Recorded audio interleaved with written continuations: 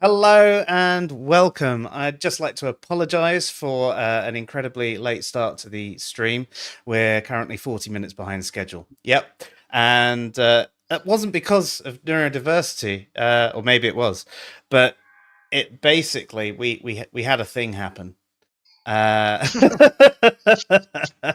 and microphones stopped working, plugins stopped working, programs stopped working, cameras stopped coming on, and it was all a bit, annoying. And now I've got random sounds coming through on my computer, and it's pissing me off. So I need to shut down Windows.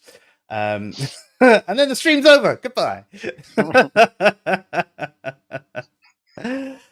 Anyway, I do apologize again for the late start. So tonight we're here to have a discussion about neurodiversity and sort of how it affects us through the waking world, shall we say.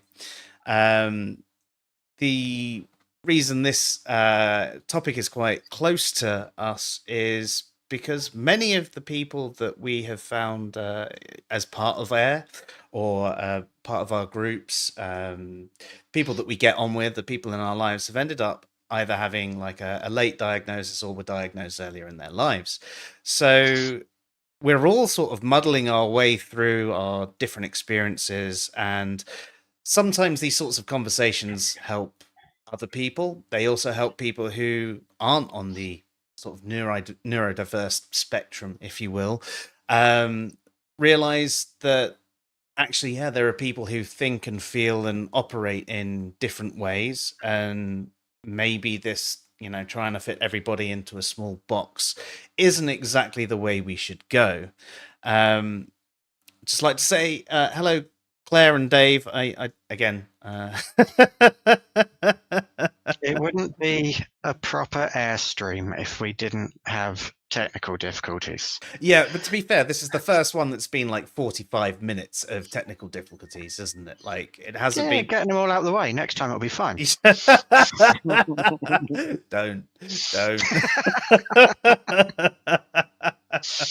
I still have to fix the issues with all the plugins that decided to stop working and work out why I could the H.264 plugin for the cameras stopped working as well. So audio plugins and everything. So I apologize if the audio coming through is absolutely awful, because some of the plugins aren't working.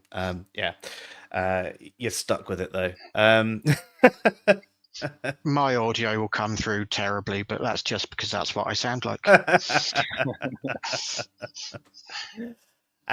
So yes, that's basically what tonight's stream is going to be about. Not the mistakes, although they'll come up quite frequently, but it is going to be a general stream about neurodiversity and our experiences with it. So I suppose we should actually cover off, what do we mean by neurodiversity? So, Kristen, when someone says neurodiversity, what does that mean to you? To me, it is that it's an indication that our brain doesn't process the world in the same way as most people's do. And I think that's a difficult thing for a lot of people to understand because of how we work as people. We kind of project onto others that they have the same basic experiences as us and process things in the same ways that we do. And yeah, it's just the way I've heard it described that I particularly like is that it's not a disability, it's a different operating system. Definitely, I think that's a really great way to put it in the realm of a different operating system. It can be a hindrance in certain situations, but it can also benefit other situations as well. So that is something that's often missed. People look at these neurodiverse conditions, if you will, and always have these expectations of what that represents. They see the autistic person always being either Rain Man or someone who can't Sits talk in the corner eating Lego. Yeah, obsessing about penguins. Or H.264 cameras.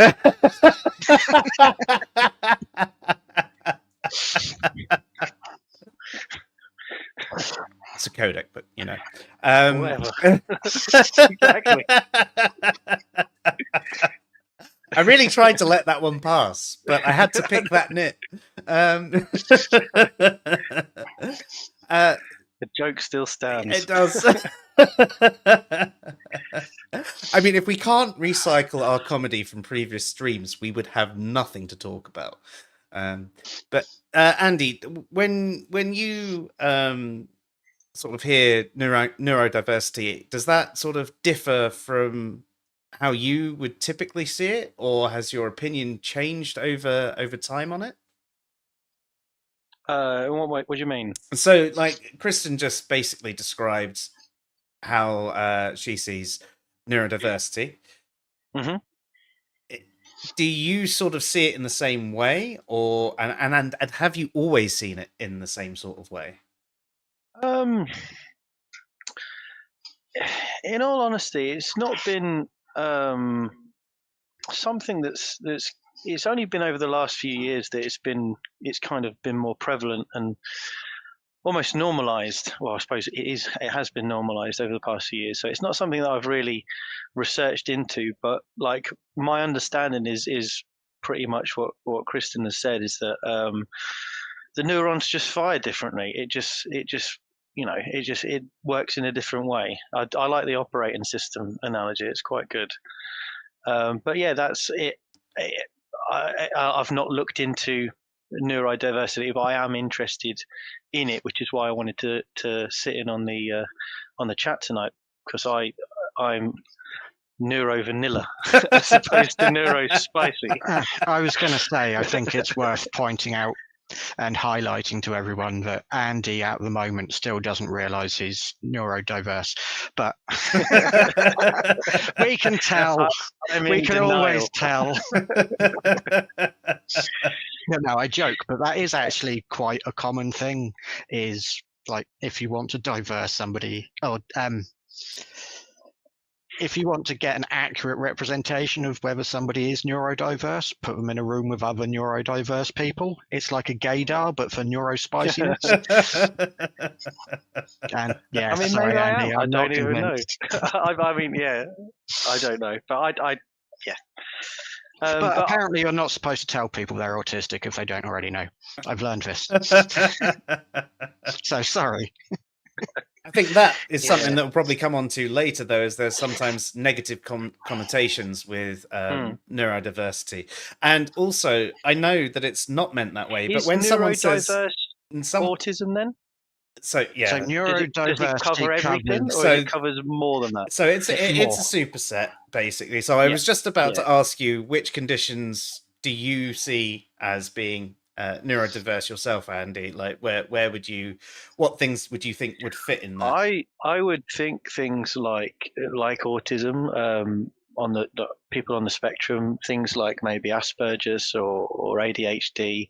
Don't use Asperger's anymore.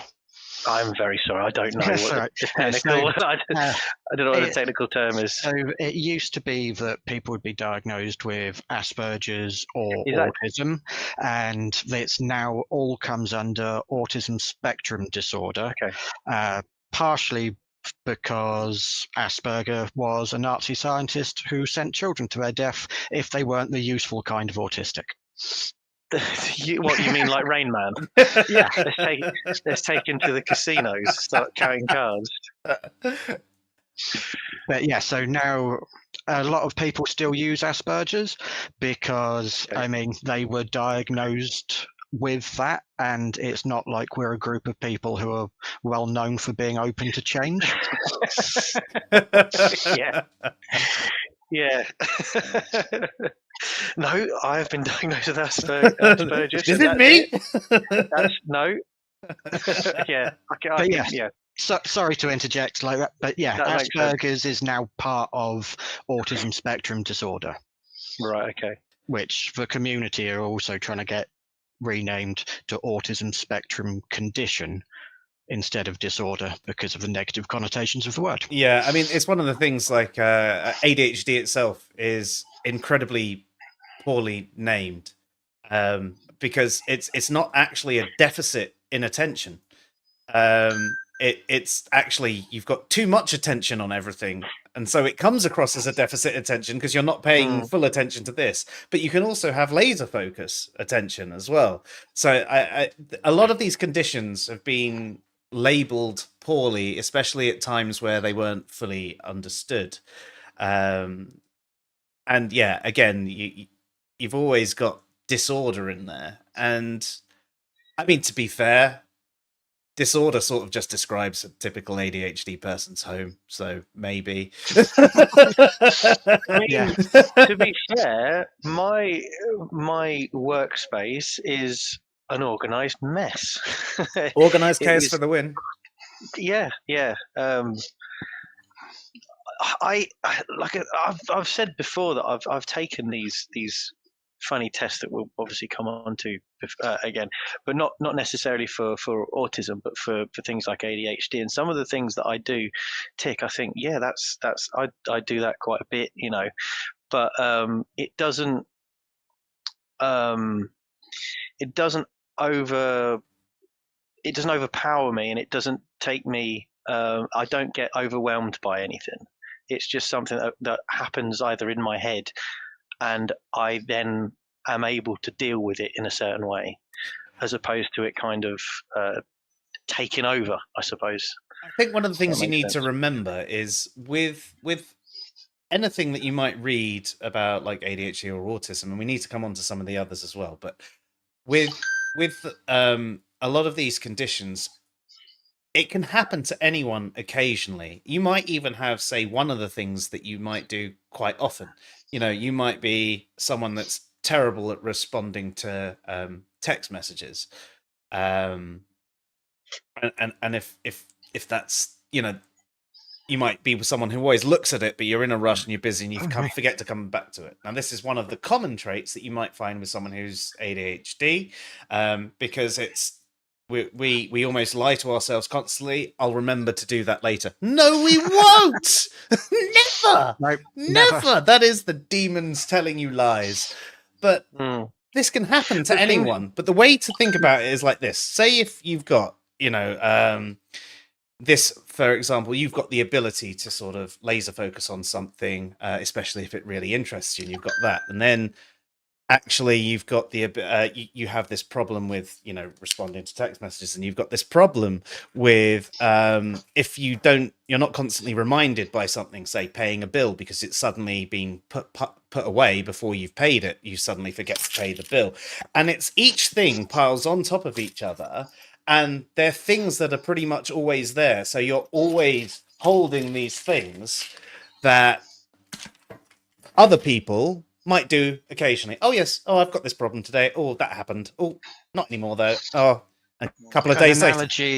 An analogy I've seen for it, which I think works quite well, is if you picture the like the mixing desk for sound engineers, where you've got all of the different switches that Get the slide up. turntables out if you want. I will not answer that. But yeah, if you've got one of those pushed all the way to the top, one of those traits is always on and always really bad, that doesn't make it autism or ADHD. It's having all of those sliders at some, or a vast collection majority of those sliders. Yeah. Yeah, and they might not be up to 100% all the time as well. They could always be sort of like a mixture between 50% more and all of that. Claire, you missed the dance parties. When I take the longer autism test, I don't always get the same score, because sometimes I'm more forgiving of certain things, or sometimes I'm suffering with other things more. So my answers to the questions aren't always the same. I always think you need someone else there to actually take the test for you or correct you. And I remember when I was doing sort of the ADHD one, and I was asking a couple of people, because I was like going, I'm not sure, I mean, I think I do this from time to time, maybe, but like, and they're like, what are you talking about? That is you, like 90% of the time. I'm like, really? Yeah, I mean, you might not do it this way, but actually you do it this way, and this way, and that's how that presents within you. And I'm like, oh, Okay. Yeah, when I had Yeah. the autism diagnosis and very recently the ADHD diagnosis, I had the self-report parts that I had to do, but I also had to get somebody else who's known me for a long time to fill out the same questionnaire on my behalf. So they do that as part of the diagnostic process. For me, I actually had reports from when I had a psychological profile done on me when I was in I can't remember what it's called, a fourth form, so, or fourth form, yeah, which is what, year 10, and they basically advised stuff needed to be looked into further, and nothing was ever done. Maybe they had ADHD. Well, it wasn't up to them. They gave the recommendation to the school and the parents, and they, Anyway, that's neither here nor there. So, before we get far too sidetracked into the content, Andy, we were talking about distinct types of neurodiversity, and you mentioned sort of autism and ADHD. Can you think of any others that you probably put into that ballpark?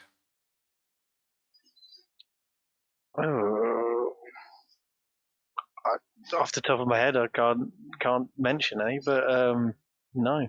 So I'm sure you can enlighten me. Okay, Kristen, what about you?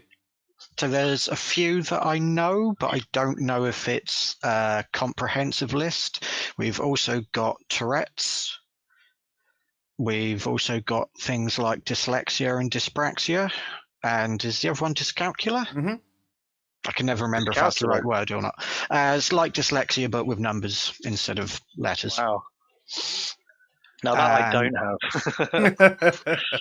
In fact, I'm better with numbers than I am with letters. Yeah. I swear. Me too, definitely. But yeah, that's the extent of my knowledge of the list. I mean, that's definitely the vast majority. There are sensory processing disorders as well, and I mean, sensory processing can come under part of something that you might have with other types of neurodiversity, but there can be a sensory processing disorder in and of itself. There are sort of anxiety disorders which are usually related to some other kind of undiagnosed sorry, I've had really bad brain fog for the last week, which is another part of neurodiversity. That's the one. So it might be hard for me to words tonight. There's also other things like obsessive-compulsive disorder. There again often comes as part and parcel of autism. Exactly. And even things like learning disabilities can come under this banner. You can even be a bit more broad with it as well. You could even say certain depressive disorders in the same way that sort of certain anxiety disorders. If you can be incredibly broad with it and include some of those things there where their pathology is completely different to someone typical, so they're the main sort of ones that come across. Well, how far could you go with it? Could you say someone that's like got an incredibly high IQ or something like that, like a 200 IQ, that their brain obviously doesn't function the same way as someone that's not as well in the average, I'd love to see. Fair, when you get to that kind of high levels of IQ, that was an exaggeration, but yeah, everyone I've ever seen has been either autistic or had ADHD. I mean, yeah, you're probably right. Yeah. Yeah, that's basically what I was going to say. That I think that I'd love to see some actual statistics on neurodiversity within those sorts of spectrums. I wonder though, I mean, could you even regard sort of a psychopath or anything like that as some form of neurodiverse condition? It's not really what's spoken about when people are talking about neurodiversity, but in a way, because it wants to be promoted, normalized. Yes. But you associate it with psychopaths or whatever. That's not a good thing, obviously. But it's an interesting discussion. We're the good kind. Yeah. They're the baddies. They are the dark side of neurodiversity.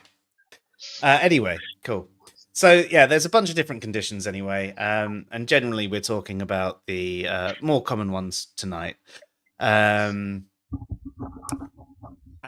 there's, well, as we sort of alluded to, there's diversity within specific neurodivergences, and that's not even when there's a case of like when someone has two types of neurodiversity at the same time. For Like me. There's ADHD, for example, can present very, very differently between men and women, massively so. I know that It's I've got a far niece more- who's got ADHD. It's far more common for women and girls to have what they describe as inattentive ADHD as opposed to the hyperactive side of ADHD, which is what I've just been diagnosed with. And on the inattentive. on the hyperactive side as well, something that people always associate with it is someone being physically hyperactive. And as kids, that might be the case, but as you get older, that hyperactivity sort of recedes into the brain. So your brain is constantly going. Got too many tabs open. Yeah. Analogy. Yeah. And where's that music playing from? Kazaa! And actually, I suppose that ties into some of the challenges that you might have in a neurotypical world, is because people expect certain things to start with. There's certain expectations of what someone does. I mean, you can joke and say, do an autism then, and you can obsessively tell us about every kind of dinosaur. I can. Yeah. I mean, So to be can fair, Andy.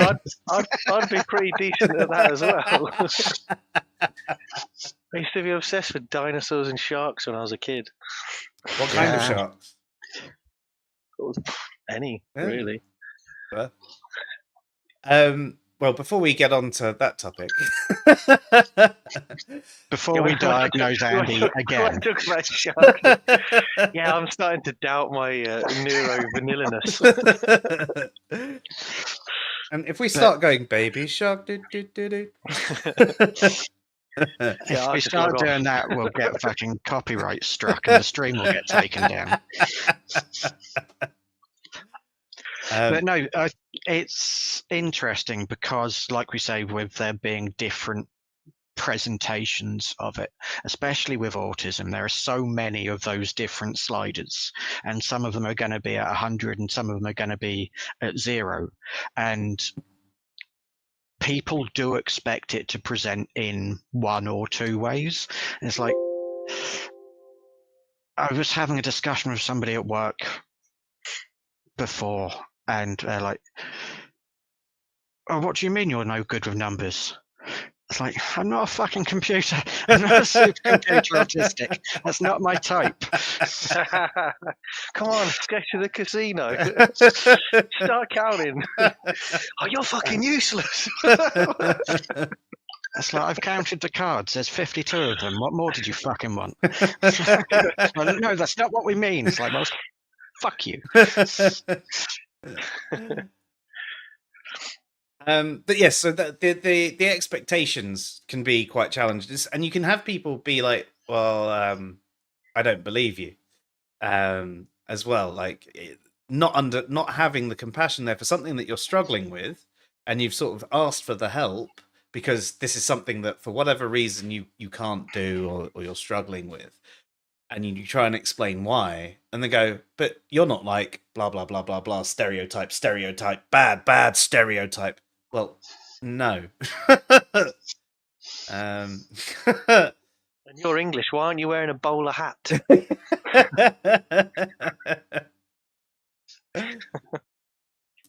So yeah, there's definitely a lot to consider with the challenges of expectations.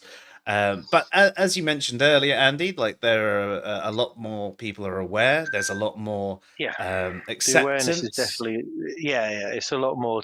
We understand it, I think, a lot more than we did even 5 years ago. Yeah, I most definitely. I think that the world is a lot easier to be neurodiverse in now than it was. You still have people who have the bad tropes of, well, it wasn't a problem 20 years ago. Everybody just got on with it. I was going to bring this up. Wasn't a problem for you. No, it's not even that. It's like, well, autism didn't exist 50 years ago. It's like, what? So my granddad, who was a maths teacher and collected toy trains to build his little model railway set that he spent all weekend with, he was neurotypical, was he? No, he was autistic. We just didn't necessarily accept that as a common thing back then. Yeah, and actually, if you the first written diagnosis of something that is thought to be ADHD came from like the 1780s or something like that. There are people who have acknowledged neurodiversity throughout history. It's just been one of those things that hasn't been largely understood and looked into, and a lot of the when there are they try and hide these people away or medicate them up to their eyeballs so that they're just not a problem because they want drill a hole in their head so the demons can get out. By the way, just as a side note, and I hate to go off on a tangent, but whenever you say yeah, I know I do. Whenever you say neurodiversity, I always think of like an autistic dance group. That would which pay I to think see. would be really good. We're doing the dances. Squirrel! Turn the light off on and off 13 times.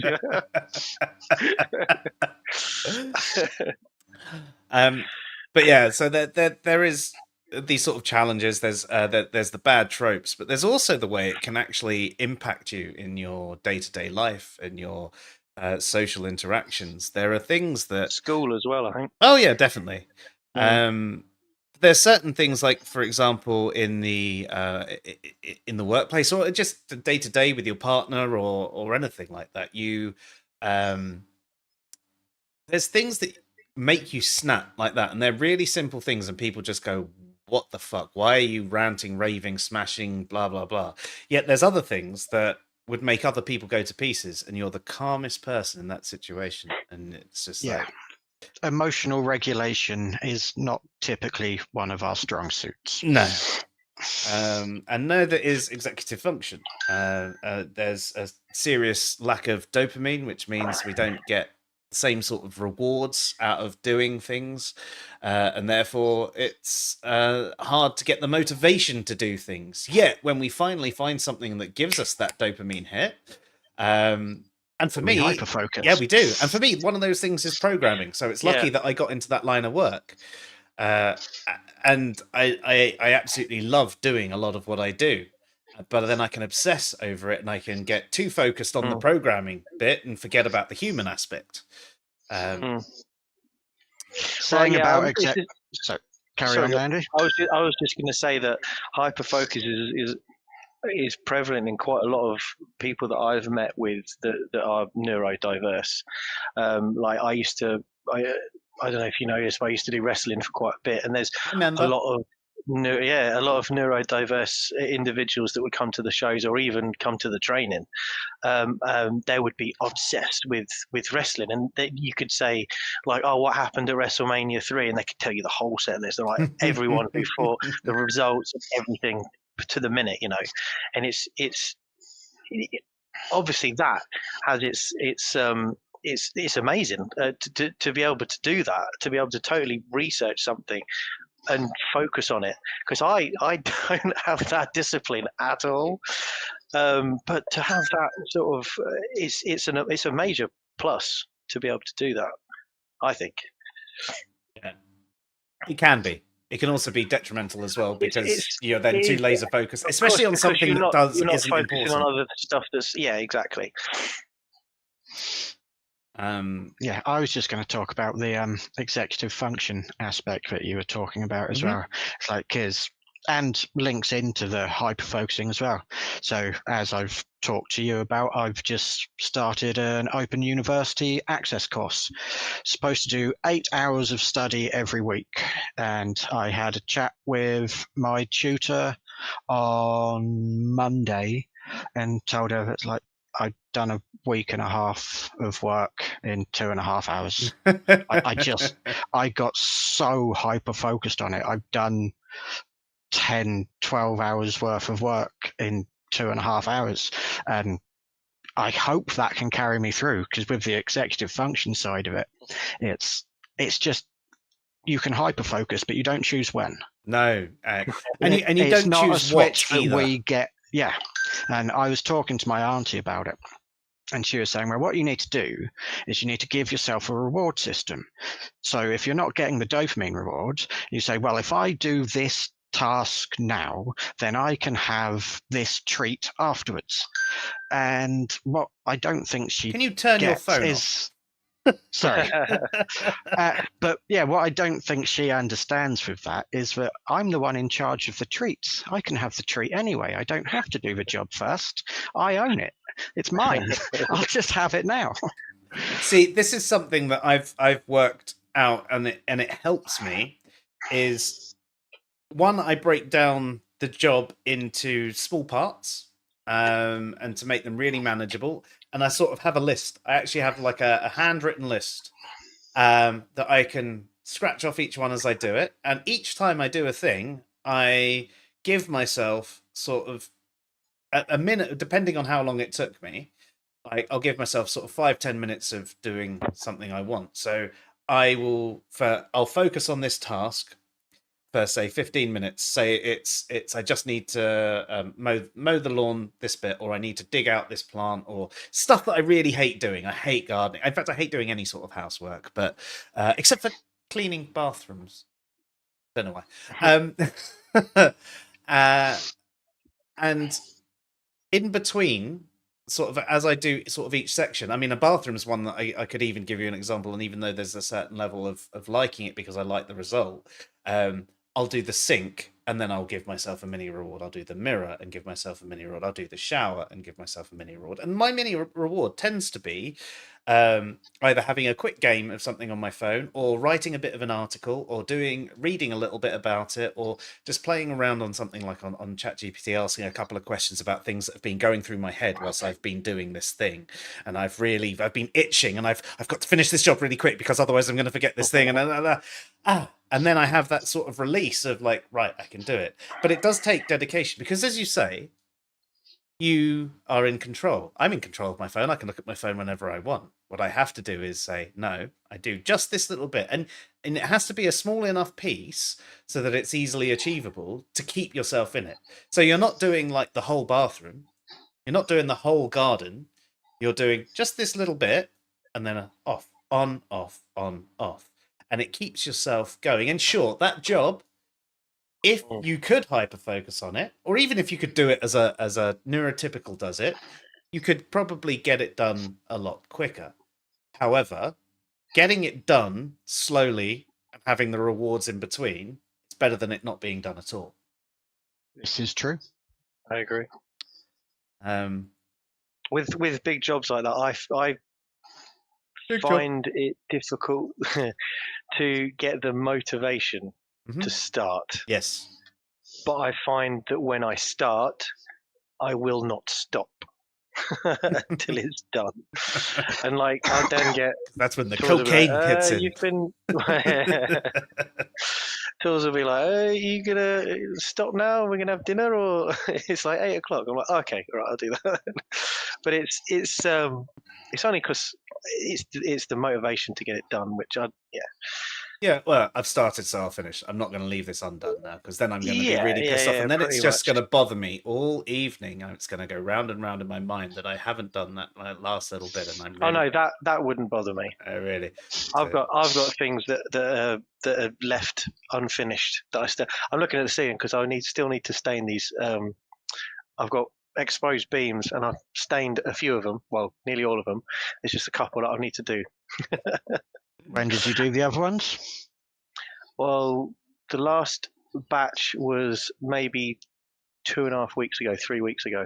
That's not too long. That's nothing. So I've got. So I built our wardrobe when we first moved into this house. What, 3-4 years ago now, and there was one last bit that was kind of fiddly that needed to be done to make sure that the doors didn't cross over, and it sort of closed off that little bit of the door.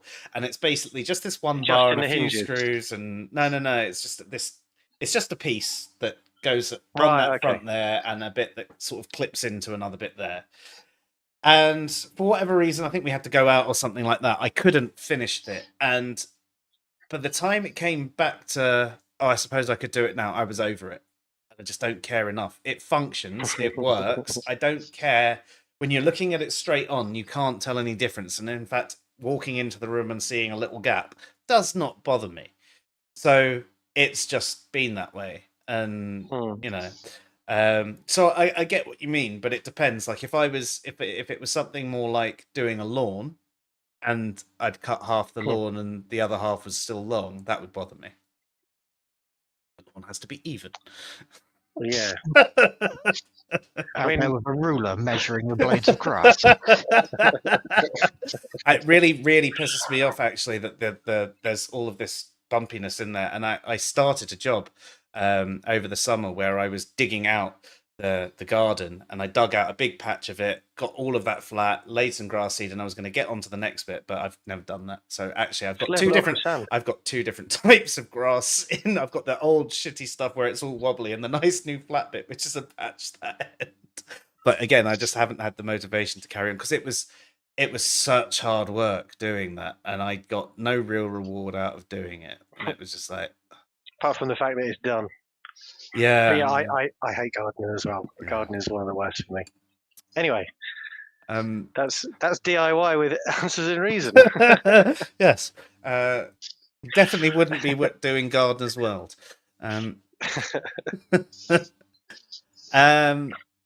Challenges. I suppose we were still discussing challenges that we had and how they can affect us at work and things like that. Interactions can be a bit difficult, not only because we might completely overreact or underreact to certain situations. We might also certain types of neurodiversity can be very, very, very empathetic, but not necessarily sympathetic. Often we're problem solvers, so someone might complain about a problem, and we might try empathize by telling them about how we've suffered by this sort of thing. And sometimes people take that as you trying to one up, and it's like, no, I'm just saying, I understand you, I get you, like I'm with you on this journey. I can at least understand some way of how you're feeling, and that's what I was trying to do. I'm sorry it didn't come across that way. That's a really common one. But yeah, most definitely. And the other side of it is, I've had that problem before, or I can see how that problem works and how to fix it. So here you go, here's your solution. And again, some people just want to have a moan.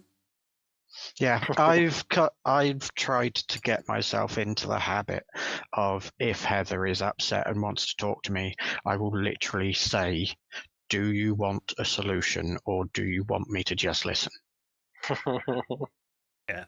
And I don't remember to do it as often as I should, but I try to do that, because sometimes it's one, sometimes it's the other, and I don't want to make the situation worse by doing the wrong one. Yeah, and that's a good way to do it. Something that can be difficult as well is a lot of people who are neurodiverse have had way more negative sort of corrections on their behaviors throughout the years. So I think it's, for example, with ADHD, by the time someone reaches their double digits, they've had roughly 20,000 more corrective statements thrown their way than the typical person, because they're not doing things the same way. And this obviously goes into building a lot of low self-esteem, low confidence, worries that no matter what you do, you're going to do it wrong, because you try really, really, really hard and you try and do it. And then this can also build in sort of you being a bit more literal as you get older as well. And you have to ask additional clarifying questions, because people will go, "I'll just put that outside." And so you put it outside and they go, "Well, I didn't mean there." Well, where? Wait, you said outside. I put it outside. Like, what's the problem? Well, you should have known I meant round the back of the house, in this place, over there. And you're like, why should I have known that? Like, we've had no previous conversation on this. Like, it's outside. We're cleaning this room, and I've put it outside because you wanted it outside. I did what you asked, and now that's a problem. Why is that a problem?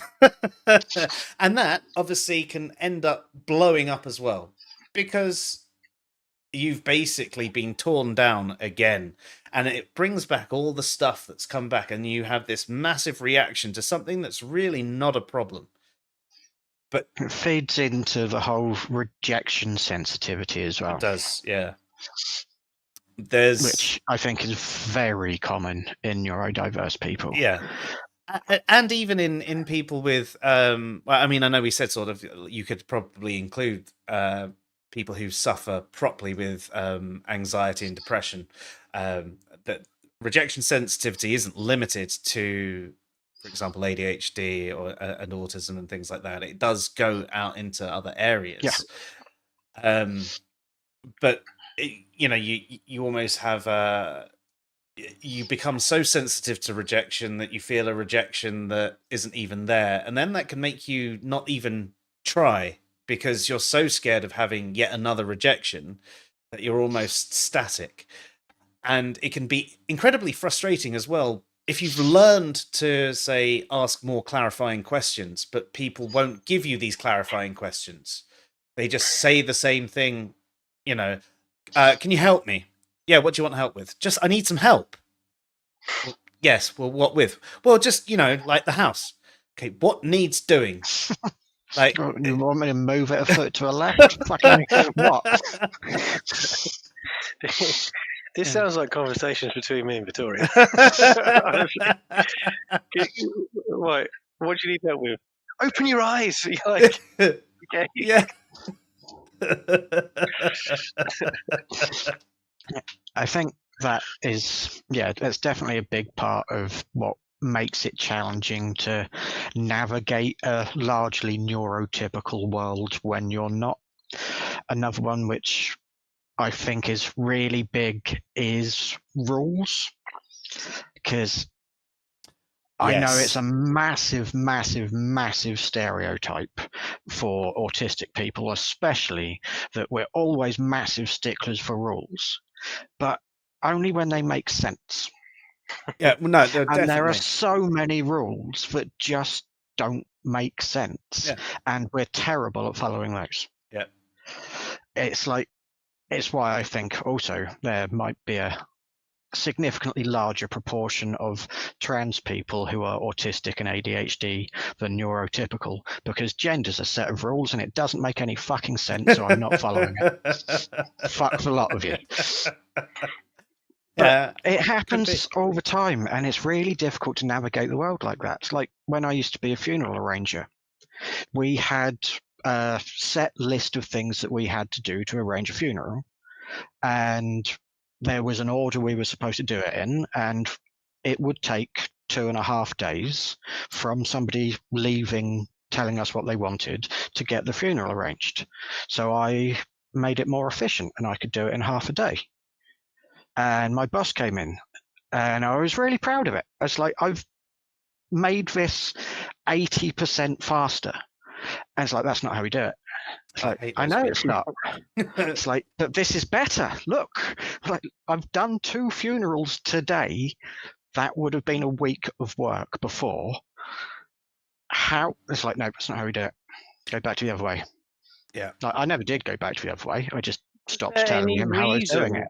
But for that, it was just a straight. No, Because I don't that's like how we do it. change. Yeah. You get This that is with how a we lot of do it. people. This is how we've always done it. Yeah. Nah, bollocks to you. I'm doing it my way. My way makes sense. Yeah. Your way's If you fucking don't want stupid. to save this much money by wasting time, by not wasting time, should I say, then more fool you. Yeah. But it's one of those things which I think is often misunderstood. It's like we have to follow the rules. It's like, well, no, only if they make sense. And there are so many that don't. And like social cues as well. Neurotypical or neurodiverse people having the stereotype of not understanding social cues. And we understand the ones which make sense. If you say a thing and do the thing, that makes sense. If you say the thing and then do something else, it's like, oh, we should meet up for coffee. It's like, that's an invitation. That's not just a way to end a conversation to go and chat with somebody else. It's like, that's, if you say we should meet up for coffee, I'm going to sit there and Wednesday? think, yeah, exactly. And it's social cues like that where most people seem to understand that, well, no, we're not actually going to meet up for coffee. That's just a way to move on to the next person. Or like when you meet up with someone, it's like, hi, how are you? It's like, that's an invitation for me to tell you how I am. I was like, oh no, fine, thanks. You? It's like, what? Fucking bollocks. Yeah, that one I've learnt the hard way, that most people who ask that question do not give a fuck how you actually are. It's just, hello. Yeah. Right, okay. Yeah, and small talk can be troubling. But back to the social cues. I find as well that I've got to a point where I'm trying to second guess, like, is there a cue here that I'm missing? Because I'm sort of obsessing and I'm spending so much time. Also, like looking at people in the eyes. I broke my therapist with this. It was hilarious. Go on. Sorry to jump in. No. I remember the story. I'm glad you're saying it. I don't have a therapist anymore. Not because I broke her, because I can't afford to go back. But no, I was in a therapy session with my therapist. Really lovely lady, like really genuinely nice, helpful, lovely woman. And it got on to discussing about things in social interactions that I struggle with. And I said to her that I cannot do eye contact. And it's like, well, why? What's difficult? It's like, because I don't know how you do it. I can't look at both eyes at the same time. Can normal people look at both eyes at the same time? Should I pick an eye and stick with that one?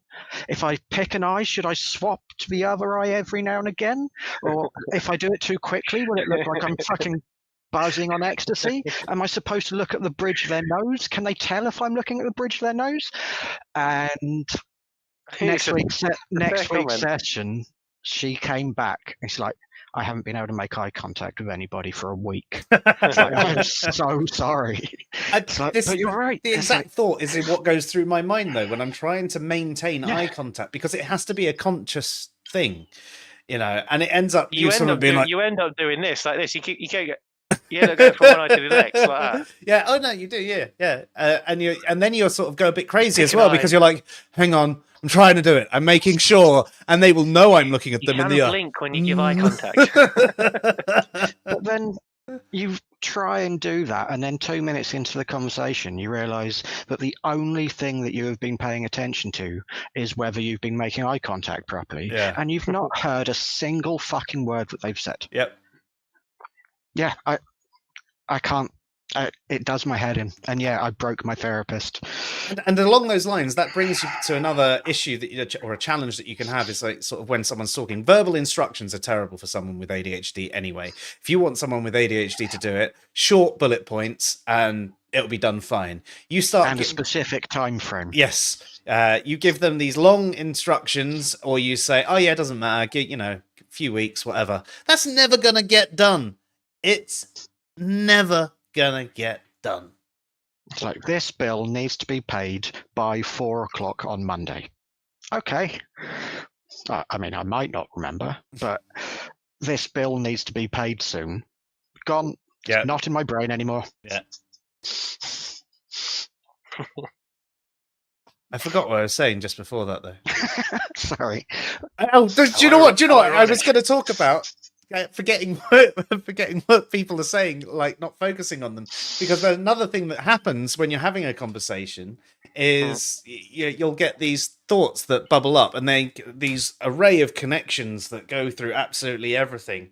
And sometimes you can be so absorbed into your own mind that you're actually seeing it. You might be staring at them, and all of a sudden, and don't you agree? And you're like, about the dolphins? And then No, I've genuinely had that before, where I've actually more often than I care to remember. It's usually when they're not talking about stuff that's that interesting. So I've spoken to people before, and it was actually, one of these things happened this weekend actually, and yeah, they were talking, and I was listening to them, and then they said something, and I thought, oh, that word links to this, and then my head goes over there, and I'm still looking at them, and then in my head I'm thinking about something that happened in my primary school, or something that happened when I went on holiday when I was 8, or something like that, and then I'm thinking, I'm really bored of this conversation, and I need to make a swift exit. So I don't think either I'm an undercover neurodiverse or ADHD or whatever, or it does happen to neurotypical people. So I'm currently doing psychology at university with the intent of being a therapist, but I might go on and get a doctorate in it just so I can diagnose you against your will. I'm just going to send you the fucking letter. It wouldn't be against my will.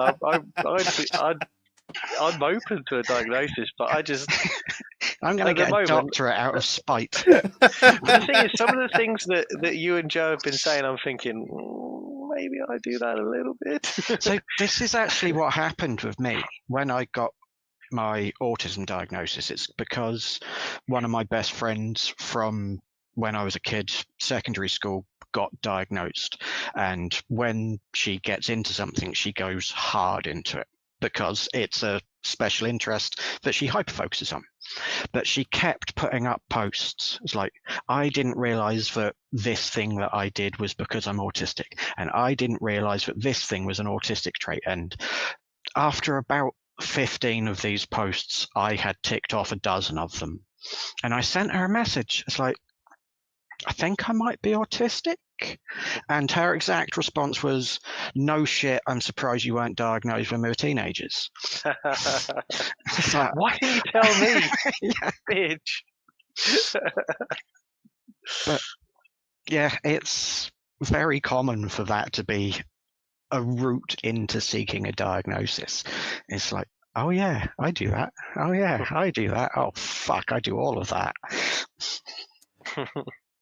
Yeah, I think it can be. I mean, to be honest, one of the reasons I sought my diagnosis, even though for there were different points in my life where people had said it to me, but I think when we moved house, I lost all of my routines and everything. Like I'd basically been masking so long that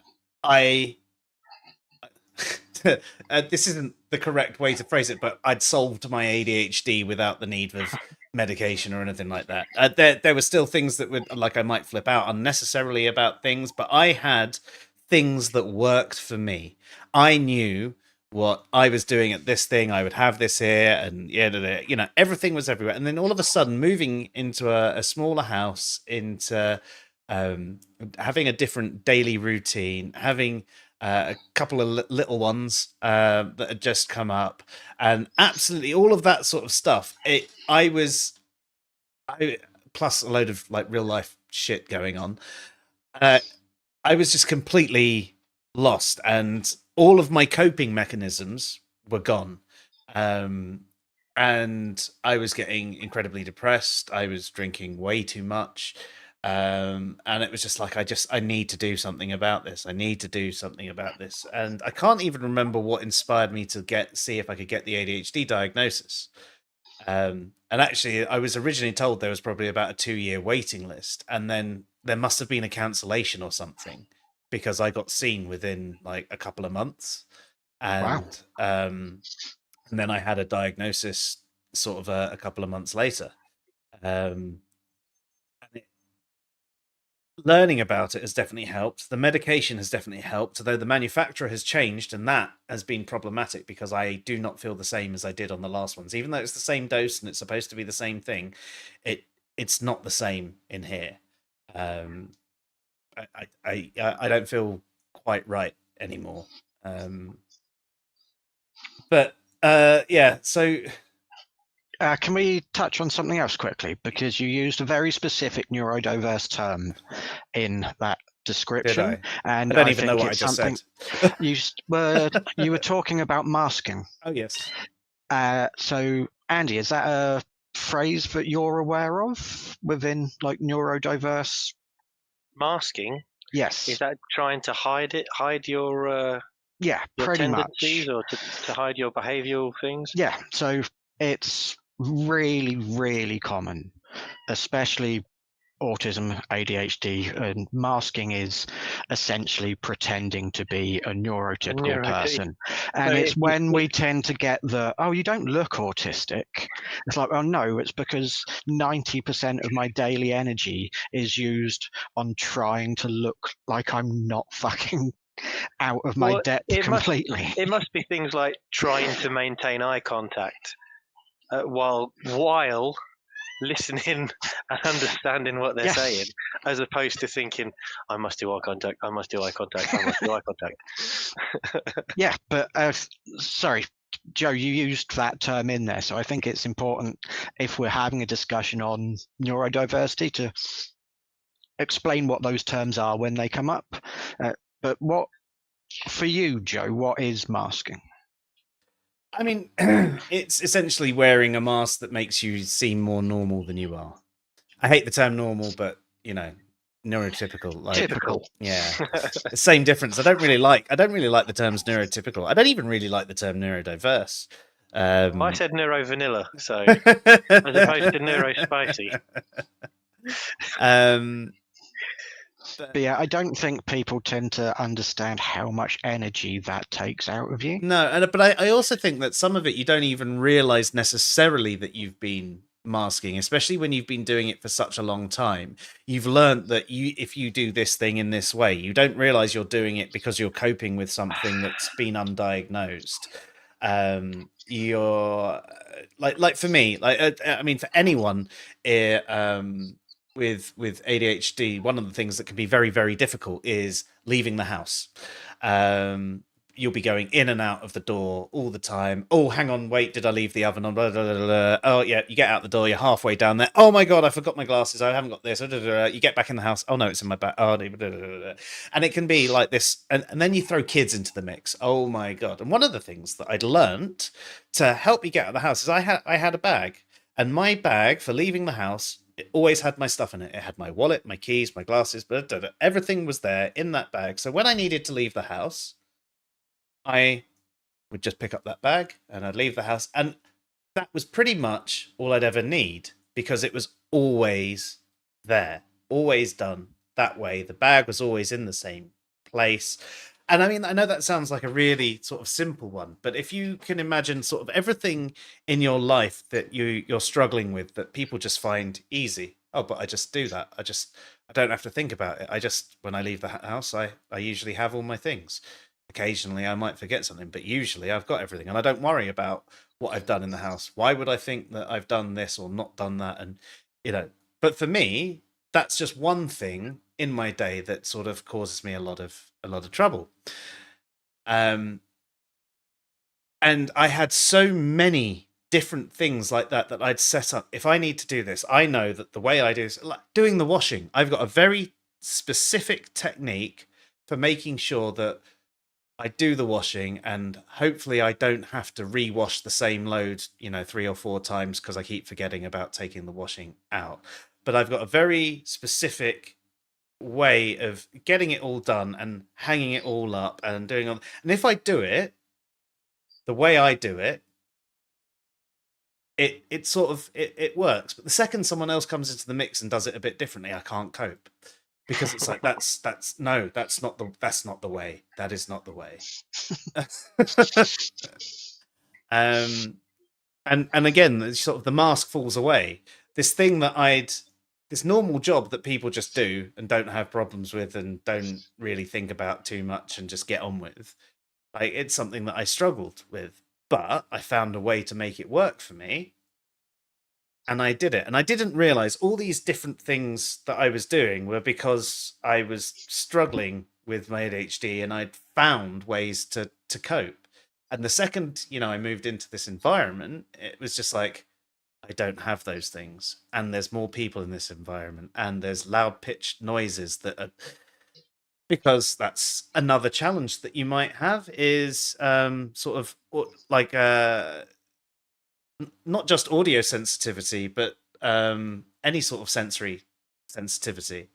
You might also have some form of sensory disruption. I have sequential audio processing issues, so sometimes it can take a while for when someone says something to me, but it to actually arrange itself in order in my brain. It's kind of like having ear dyslexia. And I audio processing disorder is how I know of it, and yeah, I suffer with it as well. I mean, there's times when I think your computer suffers from it as well, considering how late we started. Sorry, continue. But yeah, so there's been times when sort of a friend's asked me a question in the kitchen, something really simple like, "What do you want for breakfast?" So when I lived with my mate, and I see myself in the kitchen, sort of like my brain's gone off, and it's sort of going, "What do you want for breakfast?" And I'm saying it out loud, but I can't hear the words, and I can't get it in the order. And my mouth knows what was said, my brain clearly knows what was said, but the bit where it twigs into the conscious bit, so I understand it, just hasn't sort of come in. And there are times when you completely mishear things. And it's one of the reasons why I like having subtitles on when I'm watching TV and film, because even though I am also dyslexic, the combination of the two is quite helpful. Yeah, but you hear the words and you see the words, and you exactly. Them, yeah, you've got that bit where you can following along with the order. It gets really frustrating when you're watching like translated manga and stuff like that, though, because the subtitles and what the audio are completely different. But yeah, the one I always get with audio processing is when somebody asks you a question and your response is "pardon," and then they start asking. Oh yeah, and your brain suddenly catches up. You've placed, like it's not that I wasn't listening; I'm just on a delay. Yeah, yeah. I mean, that has happened to me a couple of times, honestly. But I get kind of this other thing where my head has said the words before my mouth, and I just go, it comes out, and it just doesn't. My mouth won't move as quick as my head's moving, if that makes sense. I just can't get the words out.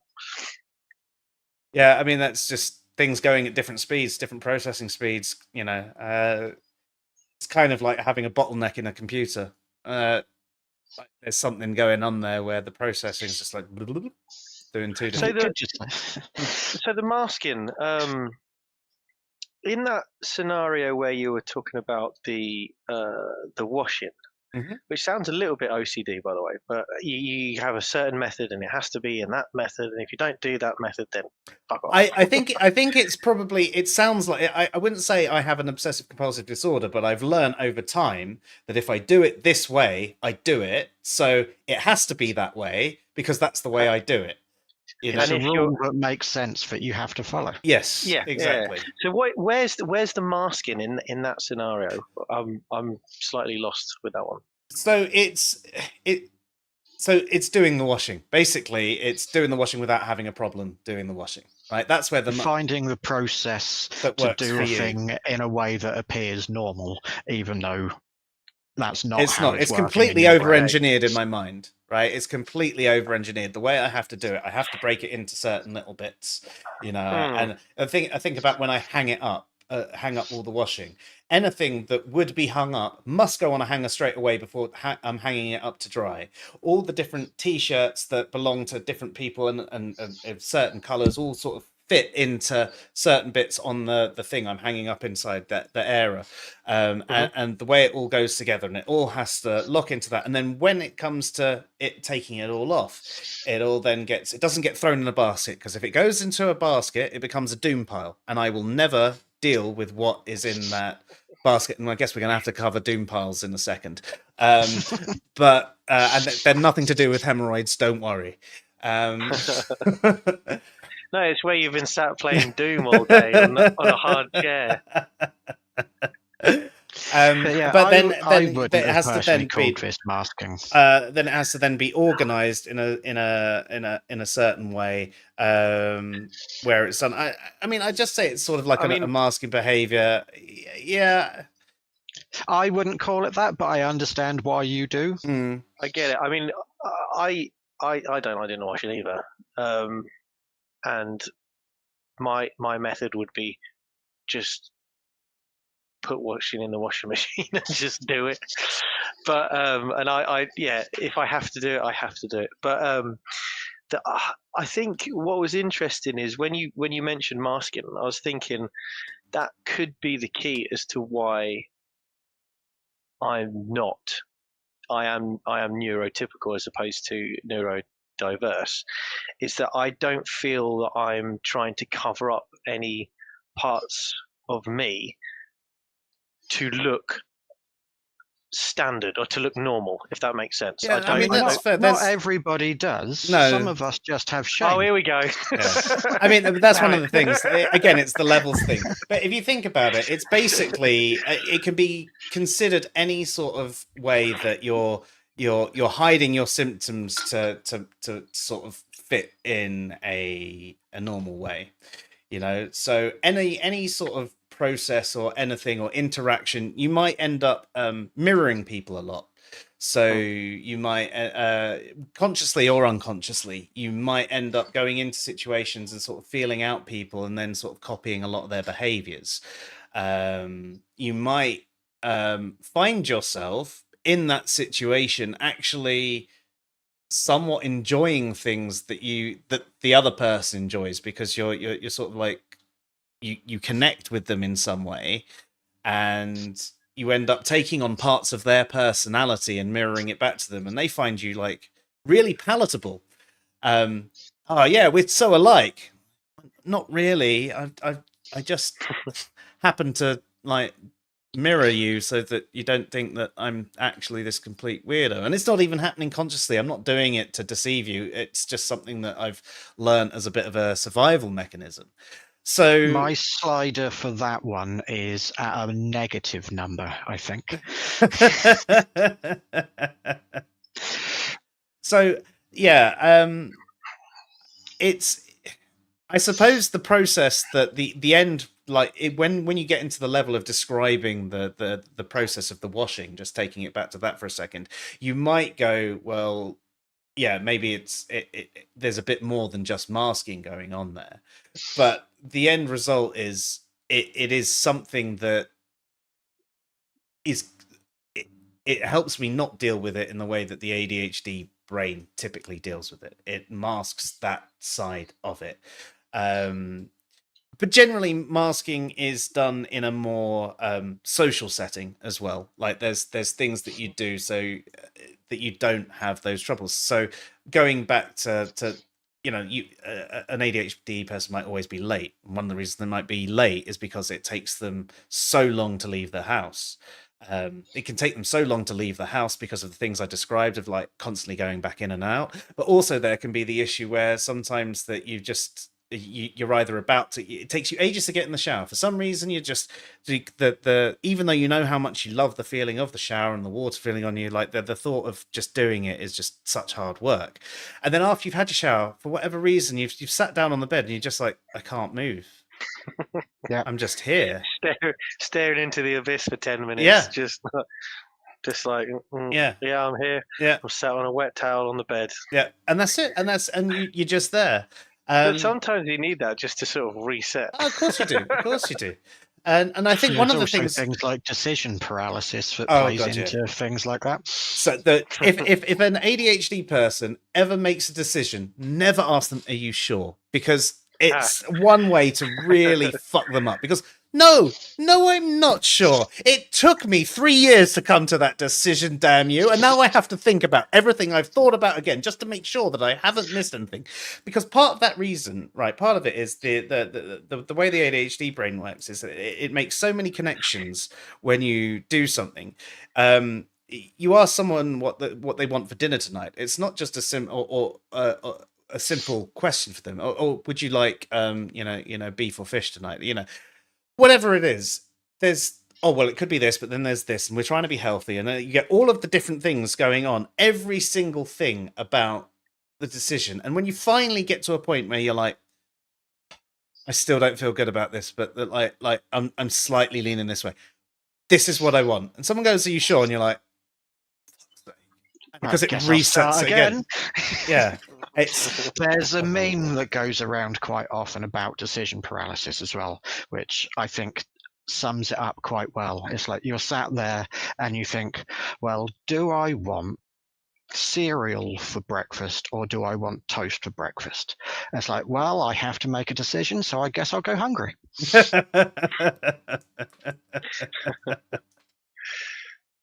Cereal on toast. or cereal butty.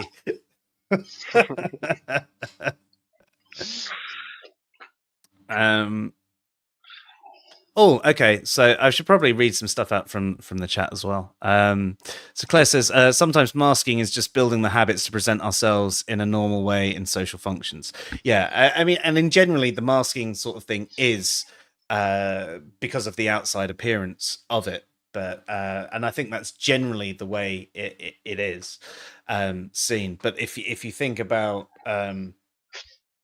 a lot of stuff can tie back to the social thing. If you go back to like the washing thing one more time, if I didn't have that process, all of my clothes would be wet and moldy and in the washing machine and washed 9 times, and I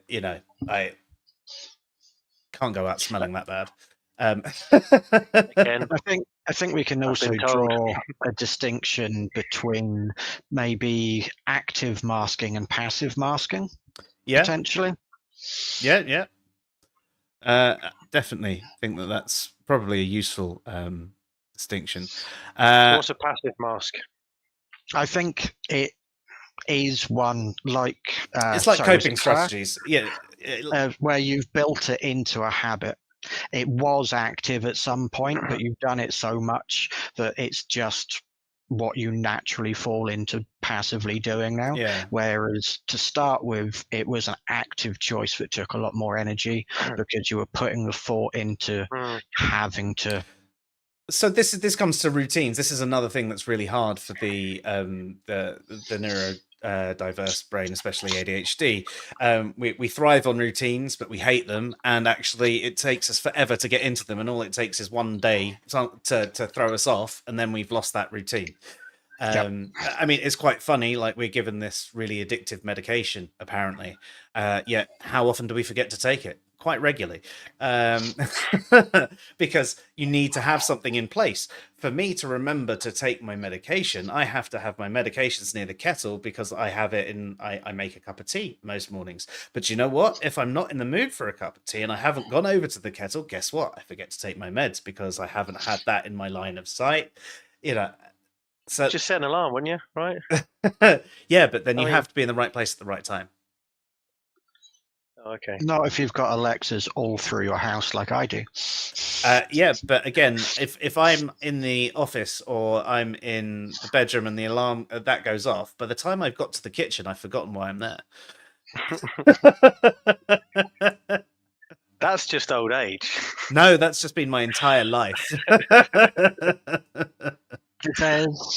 It's a recognised thing. I can't remember exactly the portal, what it's called. Something or other. It's something like that. Yeah, I know what you mean. Threshold, I think it was, wasn't it? I can't remember. The threshold effect or something. So when you go from one distinct place into another, your brain starts to process things differently, so it's easier to forget.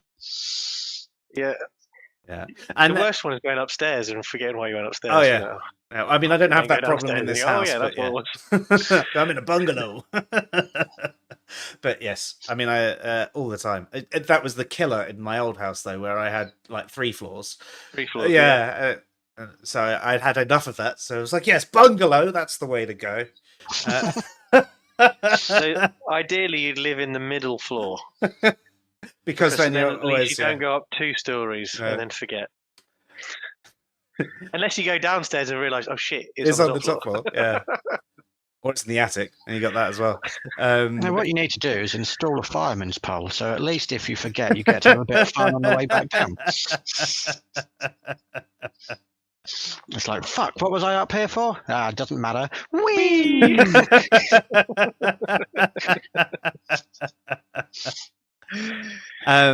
Claire says, can I be neuro-vanilla with a side of spice?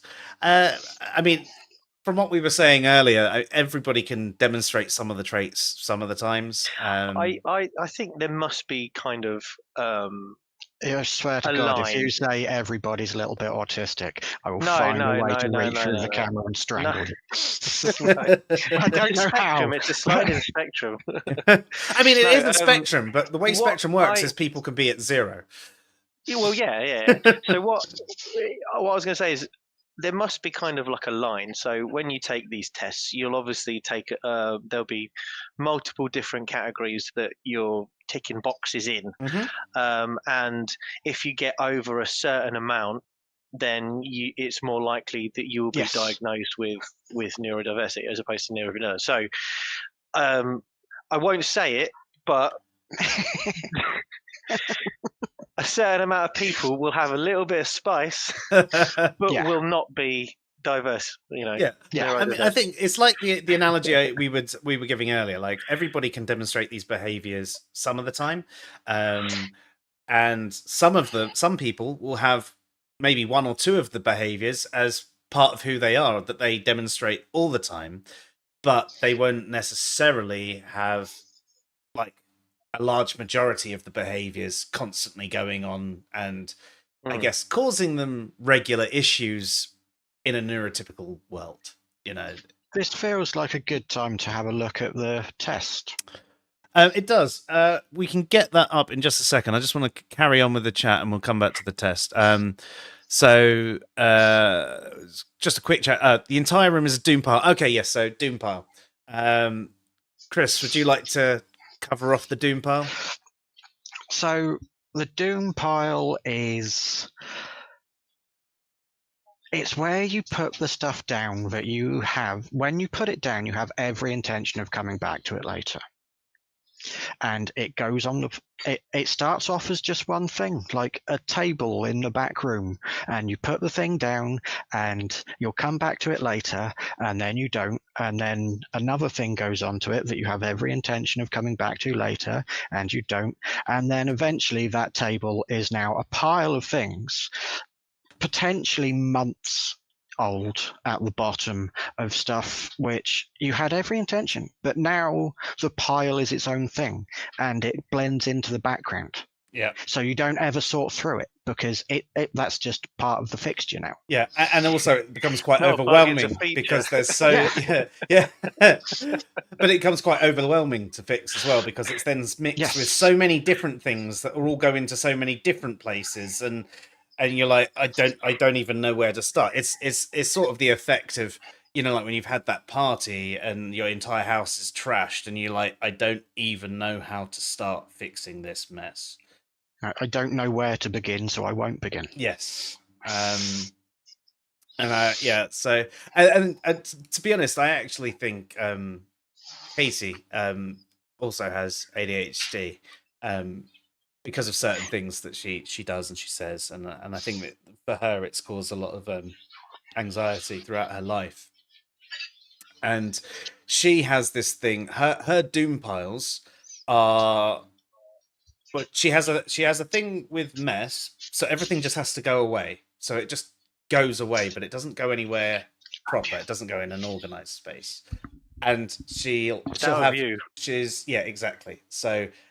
But the things that in view, or at least around, it's windowsills and like baskets. And we've got this basket near the sink, which is where we put the tea towels, except it's not for tea towels. It's for electronics and this and like you find so many things in there. And I'm just like, where's the fucking tea towels? I keep buying new tea towels and they're never in the tea towel place.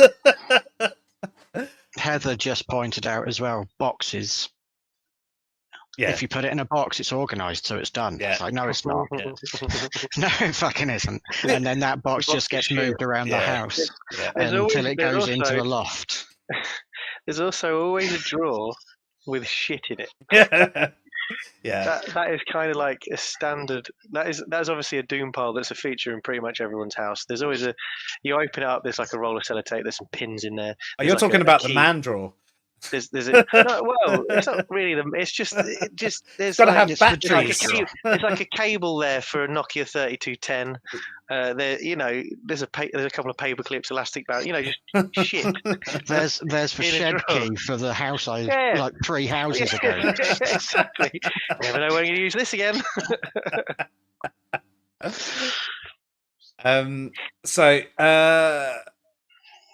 What if everybody Recently, just pretends to be neurotypical? I was going to say, recently I found a wing mirror from a car, or just the mirror part, that I don't even own anymore. Yeah, it could be useful. And Stin says, it takes ages to get into a social habit, and then you have a couple of days off, and it's like you've never done it before all over again. Yeah, I hate that. And I mean, I think that's one of the things. It was so. When I finally got into looking after myself, doing the gym work and all of that sort of stuff, I was so consistent with it, and I wouldn't let myself let up. I had my days that I did this, and I was very strict, and I did this. And as soon as sort of COVID hit and all of that, and I couldn't do the stuff I was doing regularly in the gym and everything, I lost that thing, and since then I've had trouble getting back into it, and then I've had injuries and illnesses and things like that getting in the way. So every time I start getting back into it, I'm not. So I'm sort of like a fat bastard with loads of injuries now. Whereas I'd actually got myself into pretty good shape. Yeah, well, there's that too. Yeah. Bible says, cleaning up your acts in food and exercise lately, and so.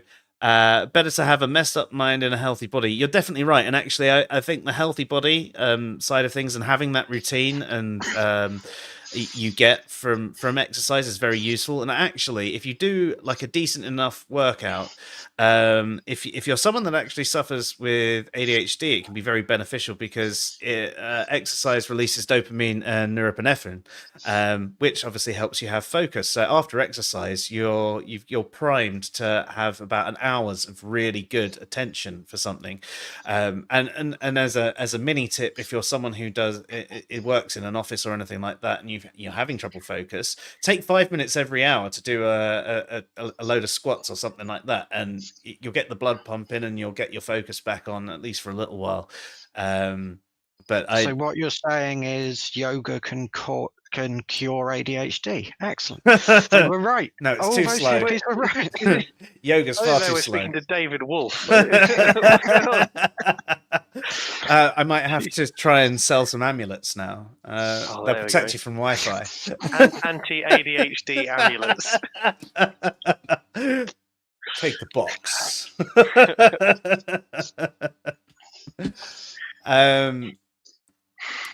Icarus says, digital gnosis on Twitter. I'm so autistic that when dealing with neurotypical people makes me upset, and I need to watch a documentary on dreadnought battleships so the novel information calms me down. I love it. Yeah. Which single category does it fit into? The Rammel drawer. That's a good way of pronouncing it. Yeah. But yeah, okay, cool. We'll take that one offline, Bible. We can have a chat about that anytime you like. So one of the things we were going to do tonight was go through this test. And I know we were late starting, but hopefully it's not too late for both of you and we can have a look at this test. I'm good. I know that we've sort of tried to cover some of the things. We haven't really covered much of the strengths that you can get from neurodiversity. I mean, I know we've said we have the ability to hyperfocus, and like you mentioned earlier in the stream, Kristen, with the you've managed to do like a week and a half's work in 2 hours, and that can be the sort of thing. Is folks, the time constraints that it might take someone a week to do this piece of work, but the neurodiverse person can do it in a couple of hours, but they can't control when they do it in that couple of hours. It might take them like a month to actually get round to doing that couple of hours, and then all of a sudden, so it's a bit of a strength and a weakness. But it helps if it's something that you're interested in, because at least then you're more motivated to try and find some time to fit that in. But yeah, so that can be a problem with work, because work can be quite boring. There's other sort of strengths that you might have as well. You'd be, like we mentioned earlier, that you can be good in what's it called? Situations that other people struggle with, like. But the flip side is you can completely throw your toys out of the pram with ones that that people find really easy, and you seem like a complete crazy weirdo. You can be really empathetic, and you can really understand things, and you're a really good problem solver. Your pattern recognition tends to be way above the average person, which can really spoil movies and TV shows for people, because within the first 5 minutes you go, oh yeah, this is going to happen, then this, and 9 times out of 10 you've got the entire plot correct. And this can also annoy people in conversations, because they start talking about something and you've worked out what they've said and you've given them the answer, and then they carry on saying what they're going to say, and you're just like, I'm now incredibly irritated with this, because I know what you're saying. And then you give the same answer. I wonder if the bonus to pattern recognition might be part of why people with neurodivergencies tend to be seen as smarter, because if you look at like IQ tests, about a quarter of it is pattern recognition. Mm-hmm. I mean, I know IQ tests aren't a good representation of actual intelligence, because I have an IQ of 136 and I'm a fucking idiot. But I recognize those patterns, which is why I probably do well on the test. Yeah, and part of the test is actually the speed at which you answer the questions and get through the end of it as well. And obviously whilst getting them right. But because you've recognized the patterns, and you've also tied into loads of knowledge and different things like that here and there, and you're like, oh yeah, it raises that bar. So the AQ10 is the test that we were going to look at. I haven't tried doing a share screen on this. Let's see if it works. This is where the stream goes down again. It's all right. We'll be back in 45 minutes. Well, we won't, because we'll be doing something else. Yeah, I forgot what I was doing. I got caught up in something, saw a message on my phone, decided to play castles. Let's see. Oh, come on. Stop being a select window. No, not now. Let's try again. Share screen with others. And there you go. I just had to turn it off and on again. Allow. So let's see if that has actually come up. So it's not coming up on the main screen. So I can highlight it there. There we go. Oh, but it's got rid of you guys now. That's annoying. Oh, look at all those tabs at the top. Let's see how many of them are porn. None. They're all disappointing. Porn. Sorry to disappoint you. That's on his special browser. Yes. That's what incognito mode's for. Not actually incognito. They're getting sued for it at the moment, aren't they? Oh, yeah, because that it just doesn't really it doesn't save your history. That's all it does. It's like, great. So that's it. That's the only service that you're doing. You haven't saved the history locally. It's very nice, very nice, very good price, very good price. What is it? What was it expected to do if it just doesn't store history? That's what I thought it was anyway. Well, all the cookies and tracking history, and doesn't tell your ISP. People basically thought misunderstanding that it was basically going to be like a VPN. Yeah, and it's not. That's yeah, that's their problem. Idiots. Jesus Christ. Okay. I don't need a VPN. I can just go incognito mode and download everything that I need. Jesus Christ. I'm going to add a new source, screen share, and do it that way, because when I tried to put it over everyone else, it didn't work. So, how big should we have? It's not going to work. Oh, it's got the 264. Get rid of that. Not that one again. Yeah. You love that bloody codec. Well, yeah, I'm Yeah, getting I rid of it. remembered. I'm getting rid of it, so it's fine. Yeah, fuck it. I mean, we can just read the questions. We can. I just wanted to have it up on the screen and we could have a discussion about it, and it's just people can sort of have a look. I'm just obviously doing 1200 by what? I'm getting obsessed now with how the sizes and things like that. I'm malfunctioning.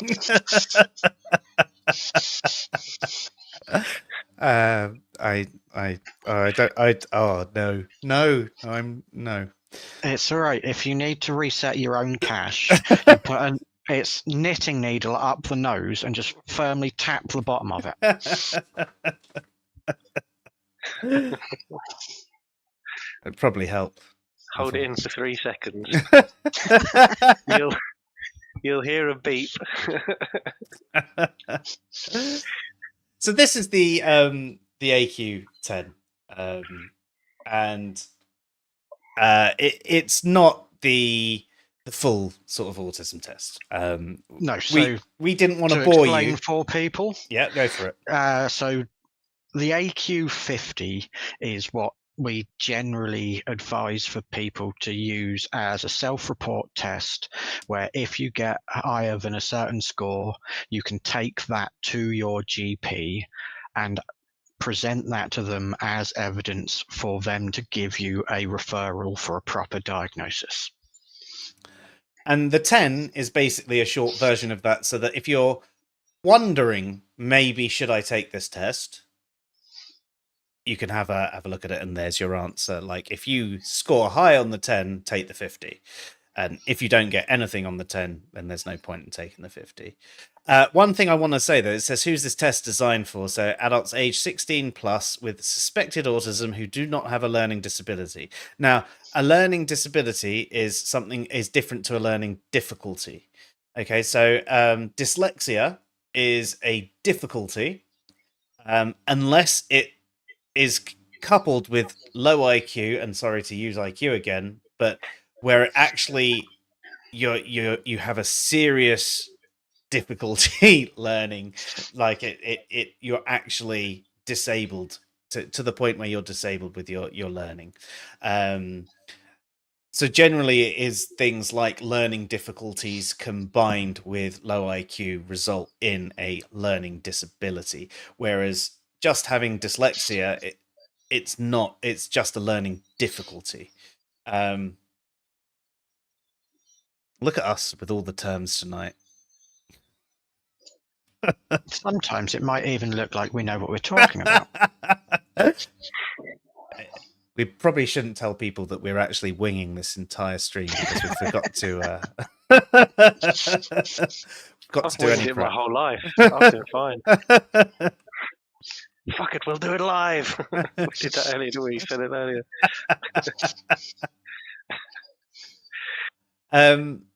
Okay, so a quick referral guide for adults with suspected autism who do not have a learning disability. I often notice small sounds when others do not. Definitely agree. So, for explanation for the viewers as well, these are on a 4-point scale as opposed to a normal 5-point, where it's definitely, slightly agree, and slightly and definitely disagree.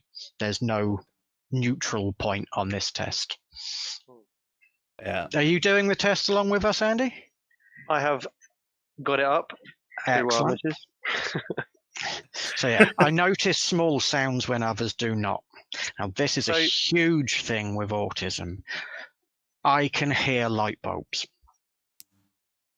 Cool. And it fucking infuriates me. And like the gentle electronic hum in the background of houses, and yeah, it does my head in. I have changed all our light bulbs because these ones don't make a noise. Mm-hmm. So I would say on this one, I'd slightly agree. The reason being, I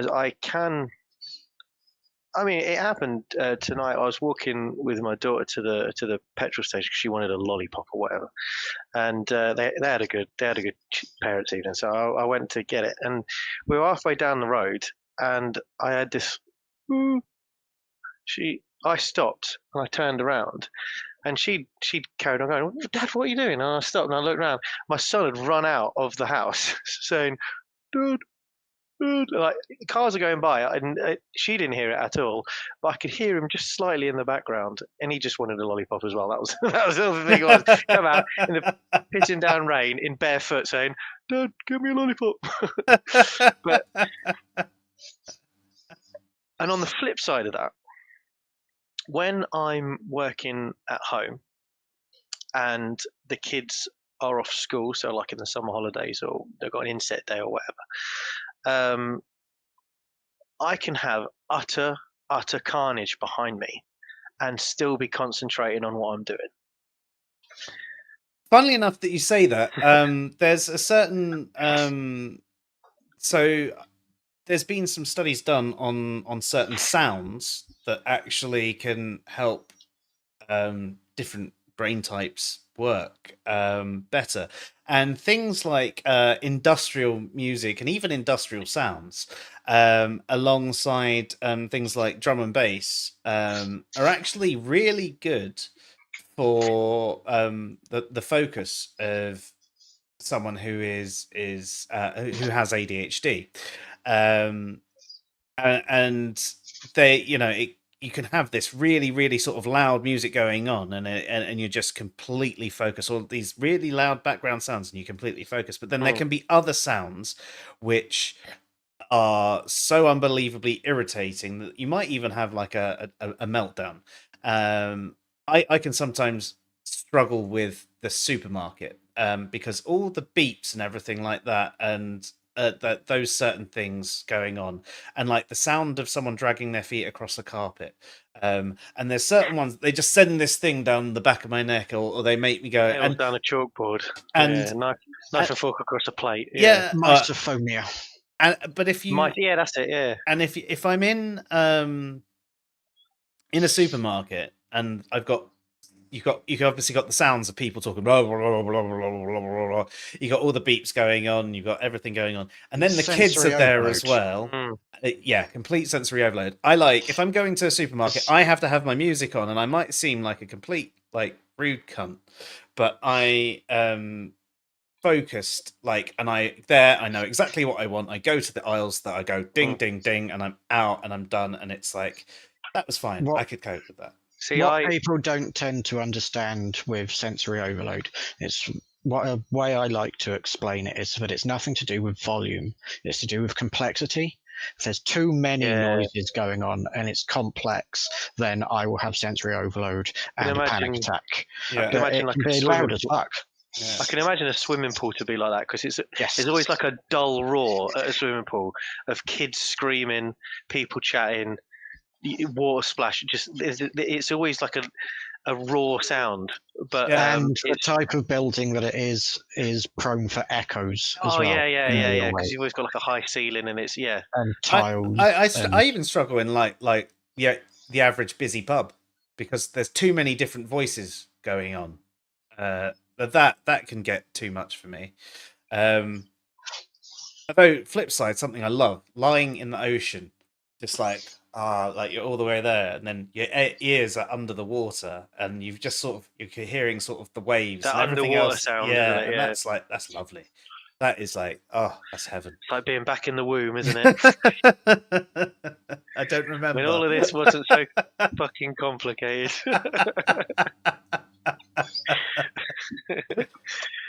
But yeah, I don't get that irritation on sounds.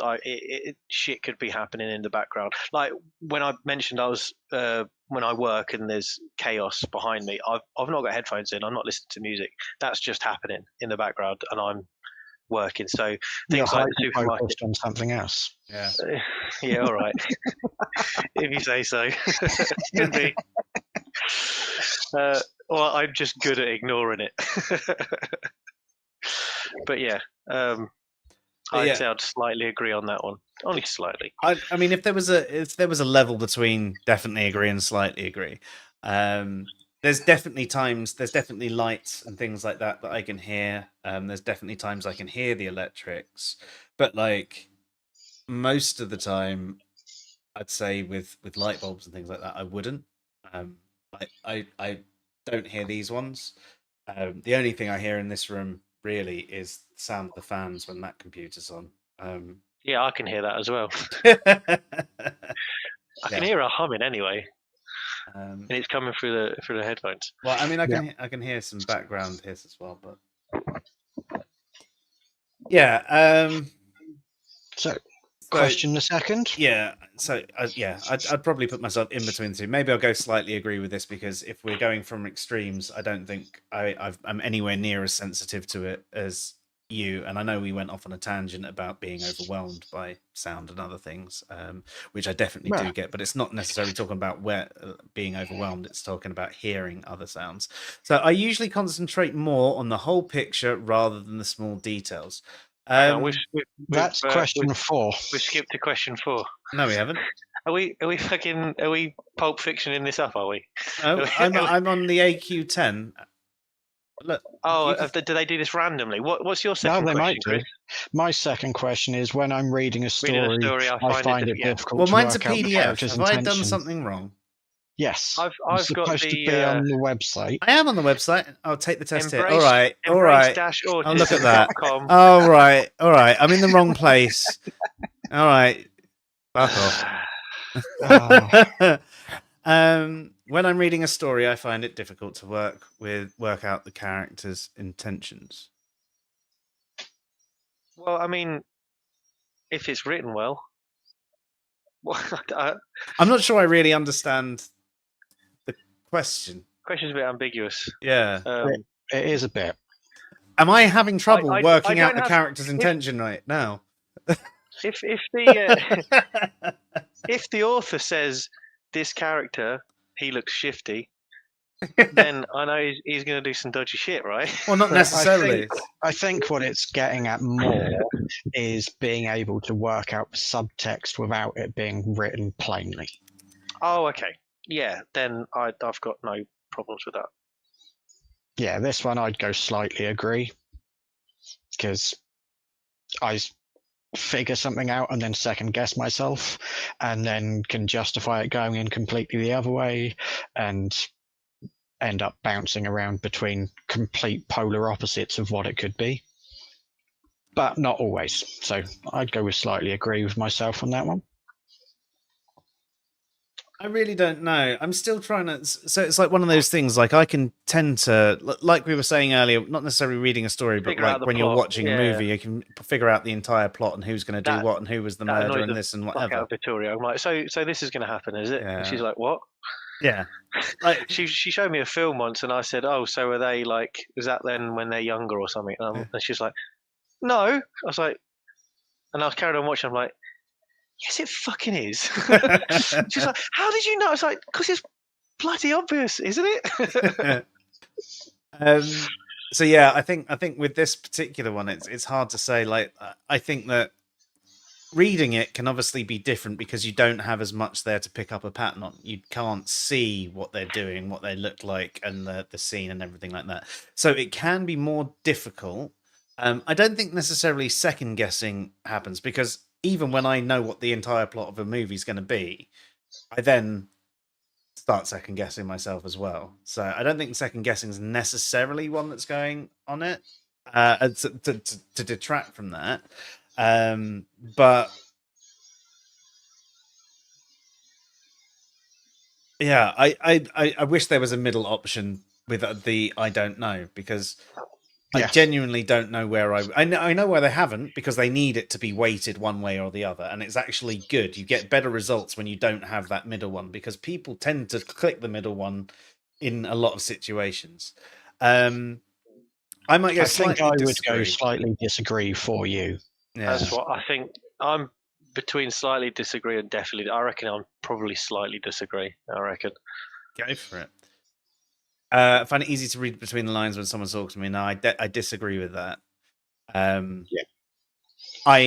Because I've missed it so many times in the past, I now look to read between the lines and end up going, it could be one of these million things that they're actually trying to say. Yep. When I know the person better, then that can be different, because I've learned their behaviors. I know the patterns of their behaviors, and they go, aha, this means this when they do that. But in general, yeah, I definitely disagree. I definitely on this disagree on that one. I need you to say what you mean and mean what you say. Yes. Otherwise, I cannot fucking cope with this conversation. Yes. I'm flip side. I'm definitely agree. I can listen to someone and be like, "That's bullshit. I know you're talking crap," but be like, "Yeah, cool, awesome." So if someone gives you sort of like a general instruction, though, do you know what they mean with that, or do you? Yeah, I don't think this is asking, can you tell if somebody's lying to you? That's not reading. No, that's just one example. Okay. Reading between, like, so. Yeah. Give us another example then. Put this outside. Well, if it's a rubbish bin, I'd go take it to the bin. Yeah. It depends what it is. If it's a chair, I'll go put it by a table outside. If it's not designed for that table, I'd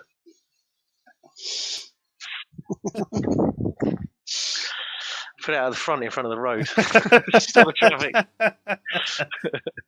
But if it's like the what if someone goes, oh yeah, you know, I think it'd be really good if we did this.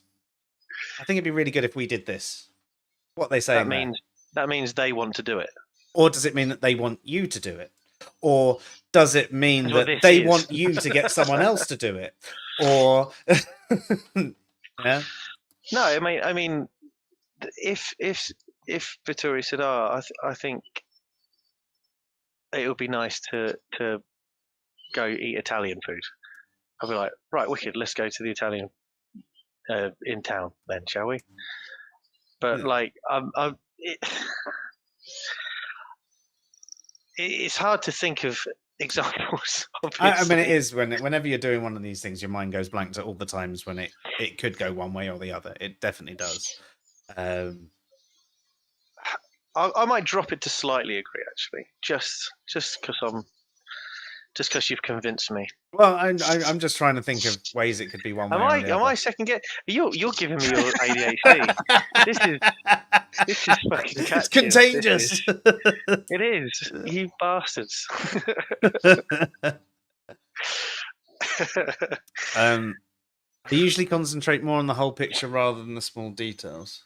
No, I try to. I think I get lost by the small details, and I end up focusing on this one minute thing that I'm just trying to perfect, and I sort of lose sight of the bigger picture. Yes, same. I Like- I think I tend to agree with that. I can be for example, at work, if I'm creating an application for whatever, I might try and future-proof it too much, if that makes sense. I'll code it to be really specific and particular, that it doesn't, in a way that it doesn't need to be. Yeah. Because that's how I would want to use it, if that makes sense. So it might not require it, but because I've got an idea of what it should be perfect, and that's what I want it to be. So it's those small details that is how I take the questions. Those small details, I'm over taking too much time on spending looking at those small details rather than the whole picture. And that can also come down to just being sort of like an analyst as well. Like that's one of the things that you might, someone with an analytical mind, that the point is to find the small details, and that's it. Again, having this might not mean that you're neurodiverse at all, or maybe all analysts are.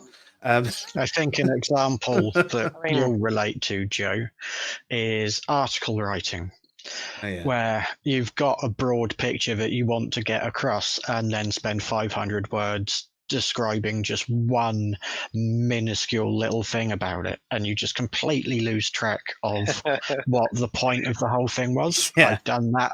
I've deleted so many articles from my fucking drafts where I've done that, because I've lost it. It's not there anymore.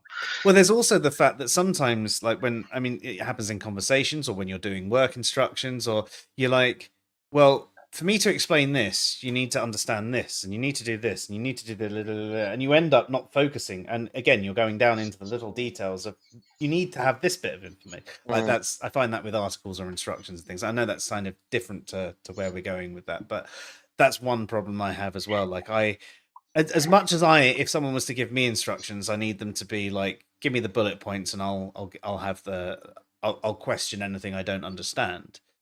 For other people, when they ask questions or they want instructions, it's like, oh yeah, to explain morality to you, I'd have to start, and then let's explain all the terminology that might be used, and let's do this, and let's do this, and what was the question? Is it good to have a beer right now? Oh, we weren't even.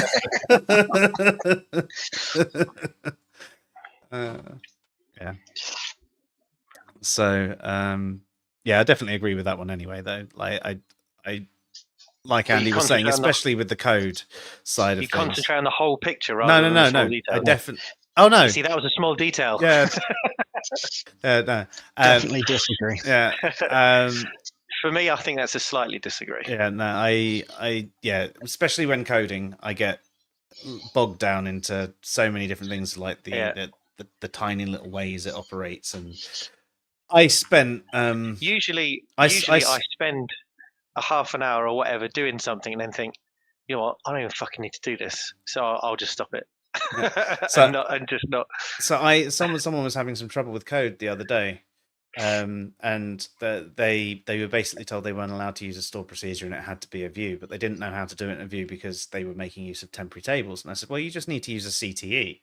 And I was showing them how to do the sort of structure, but obviously it wasn't fully optimized at the time. Yes, of course.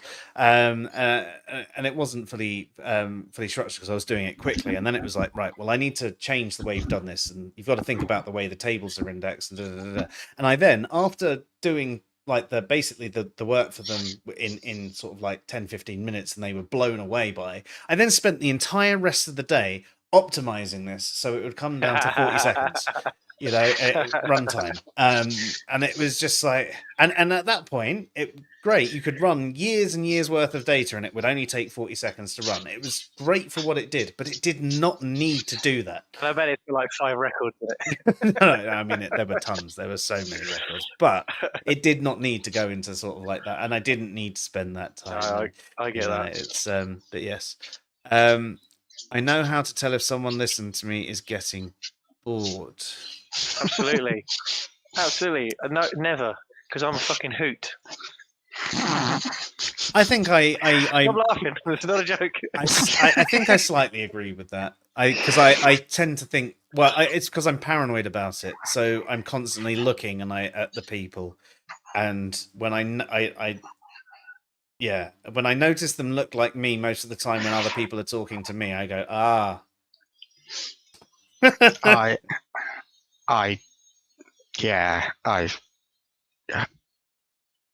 I can't tell. I just, and Heather says to me at times, it's like, yeah, it's like, are you talking about D&D again or still? It's like, yes, I love it.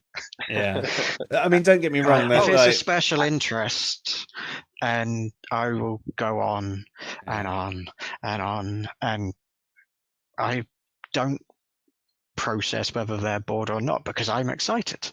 Yeah, I can understand getting carried away with it, and I can definitely do that too. And there are times when I think someone is interested in the topic because they've said they are in passing, and in those times, I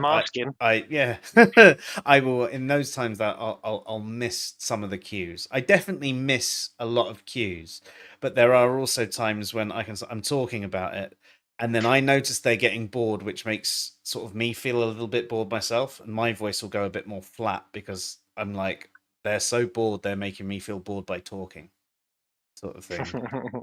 Interesting feedback loop. Yes. And now my voice has gone like this, and I sound, oh my god, I want to just shoot myself. By the way, Kristen, on D&D, by the way, yeah, I saw a video the other day. This is a total side, by the way. I saw a video the other day where a guy had put a TV underneath his D&D setup. Oh yeah, it's quite common. Have you seen it? Yeah, and it was like waves and shit, and I thought it looked really cool. I've got a TV under the stairs that I've been given to do it myself. Wicked. Really? Oh, nice. It's been there for about 2.5 years. Of course it has. Of course it has. I just never seen it before. That's it. But they're awesome. I'm not big on D&D, so. I've still never played, and I know I would love it because I've played like all the Baldur's. Well, I haven't played Baldur's Gate 3 actually, but like the Baldur's Gate and all the other games like that. They're all jumping out of my head now, but like I love Cluedo. Sort of is it thing. like that? Yeah, exactly the same. Exactly cool. the same. Oh, wicked, wicked. But I also, have there been any bits where you think I'm putting the wrong things in? By the way. I don't know. What did you put for that for this one? Slightly agree. Am I wrong there? Do I miss it more than I realise? Well, I've been meaning to tell you, Joe. I mean, the end of that conversation might have been slightly disagree more than slightly agree. But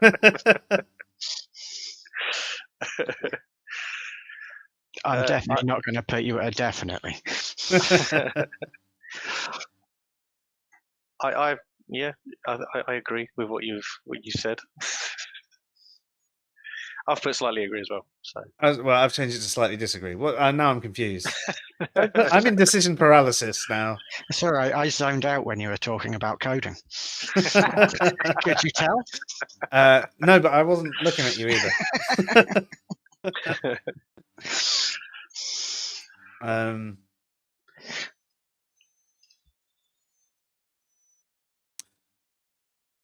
Yeah, I don't know. I'll go with that. I find it easy to do more than one thing at once. It depends what that one thing is.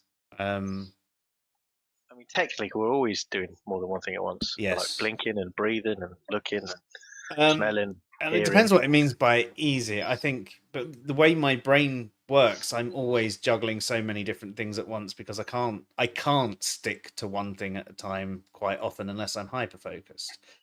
I think that's where there is a big disparity between ADHD and autism, because it has a lot of overlap between the two. Yes, but there are certain things which one way or the other. And I think this might be one of them, because the most I can say about this is I have the TV on and I watch episodes of Frasier when I'm cooking. Yeah, But that's the extent of it. Literally everything else. If I'm doing more than one thing at a time, I will fuck up. So I don't. I have to only be doing the one I tell thing. you what, though, Like, I what struggle. example of Like, if two things you'd be doing at once?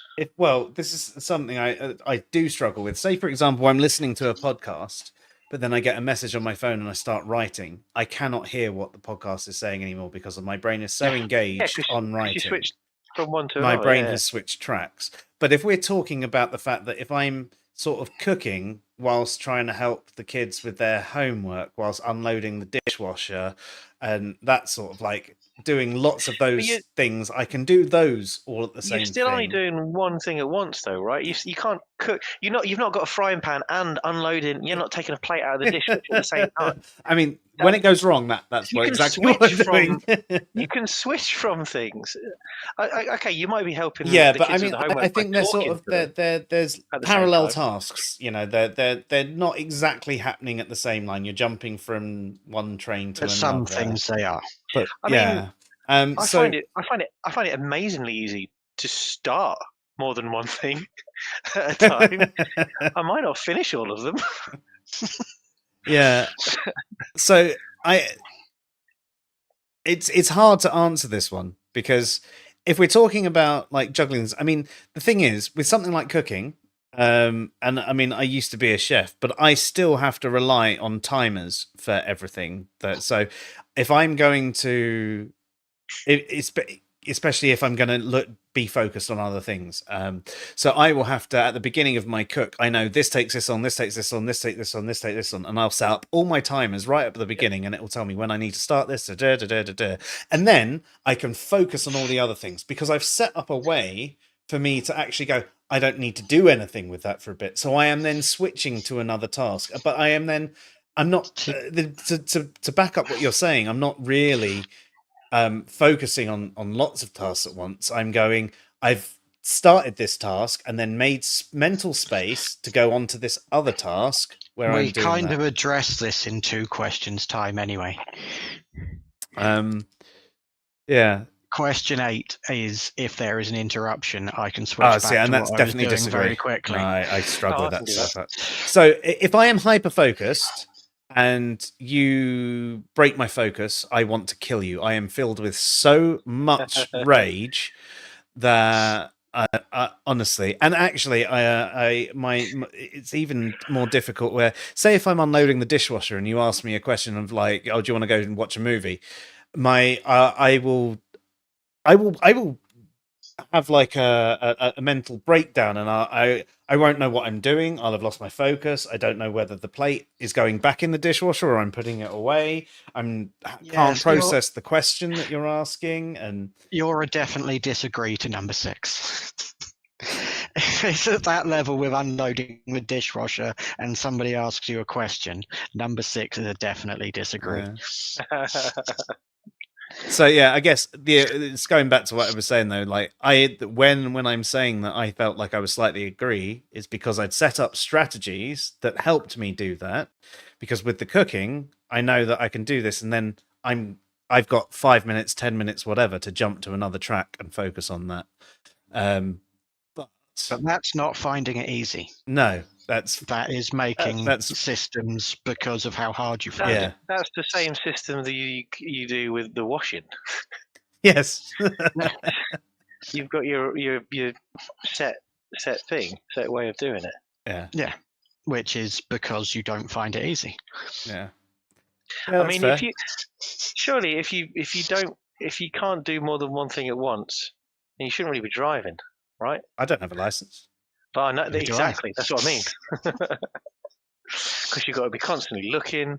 You've got to be pushing pedals. You've got to be pushing the right pedal. You've got to be steering. You've got to be checking your mirrors. Yeah. But yeah. Yeah, there's a reason I failed my test. I mean, I suppose that's probably a bad example to bring up with you two. So neither of you drive. So yeah, we don't drive. That's why we can't do more than one thing at once. or find it easy to do more than one thing at once. Yeah. There's a distinction between can't and finding it easy. Yeah. So that's the thing. I can put in strategies, and once I have the strategies in place, I can cope with it quite well. But I can't have someone mess up my routine. But yeah, so let's go on to number 7 anyway. I find it easy to work out what someone is thinking or feeling just by looking at their face. Ooh. See, this is one where I'm kind of like you. I have gone and read several books on nonverbal communication by people like Dr. Paul Ekman because I couldn't do it. So I have gone and put in research to try and put systems into place to make me better at it. But that isn't me finding that easy. That is like you with the dishwasher or the washing machine. I've gone off because of how hard it is. Yeah. That's is that, could you class that as a passive mask? Well, it was active at one point. I mean, to be fair, I'm not sure because I'm still shit at it. I tried really hard to get better. I'm definitely better than I was, but yeah, it would still be active now. I'm consciously looking at the expressions and referring back to things that I've read, so it would still very much be active. Yeah, I'm trying to think about this as well because I mean, if it's just, see, for me, yeah, with it saying just their face. So if we were to actually cut out everything, I'm quite good at getting a feel for a person by just the energy that they sort of bring in the room and the way they compose themselves, the way they move and everything like that. I can sort of work out, especially if I know them well. But if it was just their face. So when you said it's just their face, I can't tell how someone's feeling for just looking at their face. But if I look at the whole body and they're missing like an arm because it's just been lopped off, I reckon they're probably feeling a little bit of pain. I mean, to be fair, if it's just their face, then we presume that's just been lopped off. So yeah. Well, there is a Silence of the Lambs reference here, isn't there? There is. Exactly. Yeah. Buffalo Bill. Yeah. Just by looking at their face. Yeah. That's a good one. I can figure out what somebody is feeling just by wearing their face. It's fine.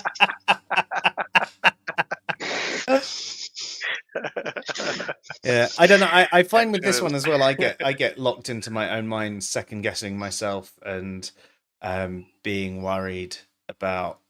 I tend to have quite a negative view of the person's view on me, and so you're a nihilist. You are. Yeah, I don't know. I don't know how. I like to think I'm all right at it. Sounds like a slightly disagree to me.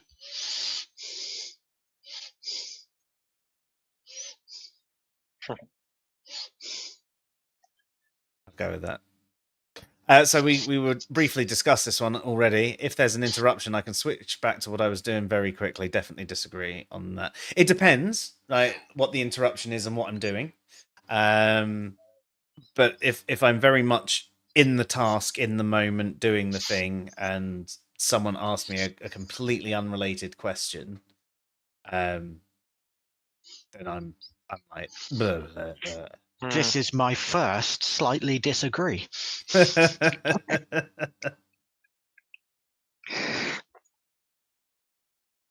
I'm definitely agree on this one. I have to do it all the time at work. People ring me. I mean, do you have Teams at work? Yeah. So it's that sometimes when that you know the tune that goes off when it rings. Sometimes you hear that and you're like, for fuck's sake, shut up. Yeah, I just have everything muted and ignore it all the time. But usually I answer the phone. They'll ask me a question and I answer it, or I'll go through. I end up speaking to them for half an hour, then I'll go back to what I'm doing. And I have no issues at doing that. I mean, sometimes I might go, I think it's time for a coffee because I need a break. Yeah. So again, this goes back to it depends what it is. So if I'm especially with something like coding, it's something that I'm interested in. I can remember where I'm sort of at and that sort of thing. So that there are certain things that I can switch back to what I was doing quite quickly. But it depends on the interruption, how long it is. Like, I hate being halfway through a piece of code and then like having to shut down the computer because I've got to, deal with kids and whatever. And then this is why I overwork sometimes, some days, but some days I finish early. So yeah. I mean, So, I do a similar thing. but yeah, if you're working on something and you're in the zone, aren't you? Yeah. And you know exactly what you've got to do to just finish this bit off before you want to end. And then getting back into it the next day is really difficult. End work. Yeah. If you don't do it, getting back into it the next day can be really difficult. And sometimes you have to then start, reread the code that you were doing and like, why was I doing this and what was that? And I get it now, and that's where I was. No one annotates code, do they? Well, you're supposed to, but nah. I actually, because of it, code shouldn't need annotated. Because I've had so many problems with other people's code, I now actually really annotate my code, and I get told that I put too much in, and people say, "Well, it's obvious what it does," and it's like, okay, but what if it's some new hire that comes in and they look at this bit of code and they don't know what it's done, but they're like, the naming convention tells you what it does. It's like, they've got the wrong job then. Yeah, they're not a coder. But yeah, have we lost Kristen? No, we've been speaking too much about code. Sorry, just a little bit. That's right. See, I could read you and I didn't even see your face. Definitely agree. Right there. Yeah, so but I do struggle with, especially with tasks where I'm not, they're not high dopamine tasks and things like that. I really struggle getting back into it, and especially if someone keeps doing it. A lot of the time, it's if someone keeps interrupting me whilst I'm trying to do something, I start getting angry, and then it's just like, well, fuck it, I'm not doing it now. I mean, maybe it is closer to slightly disagree than definitely disagree, because there are some things that I do find it easy to switch back. Yeah. No. Let's go with that one anyway. I like to connect information about categories of things. Well, I know for you what the answer is there.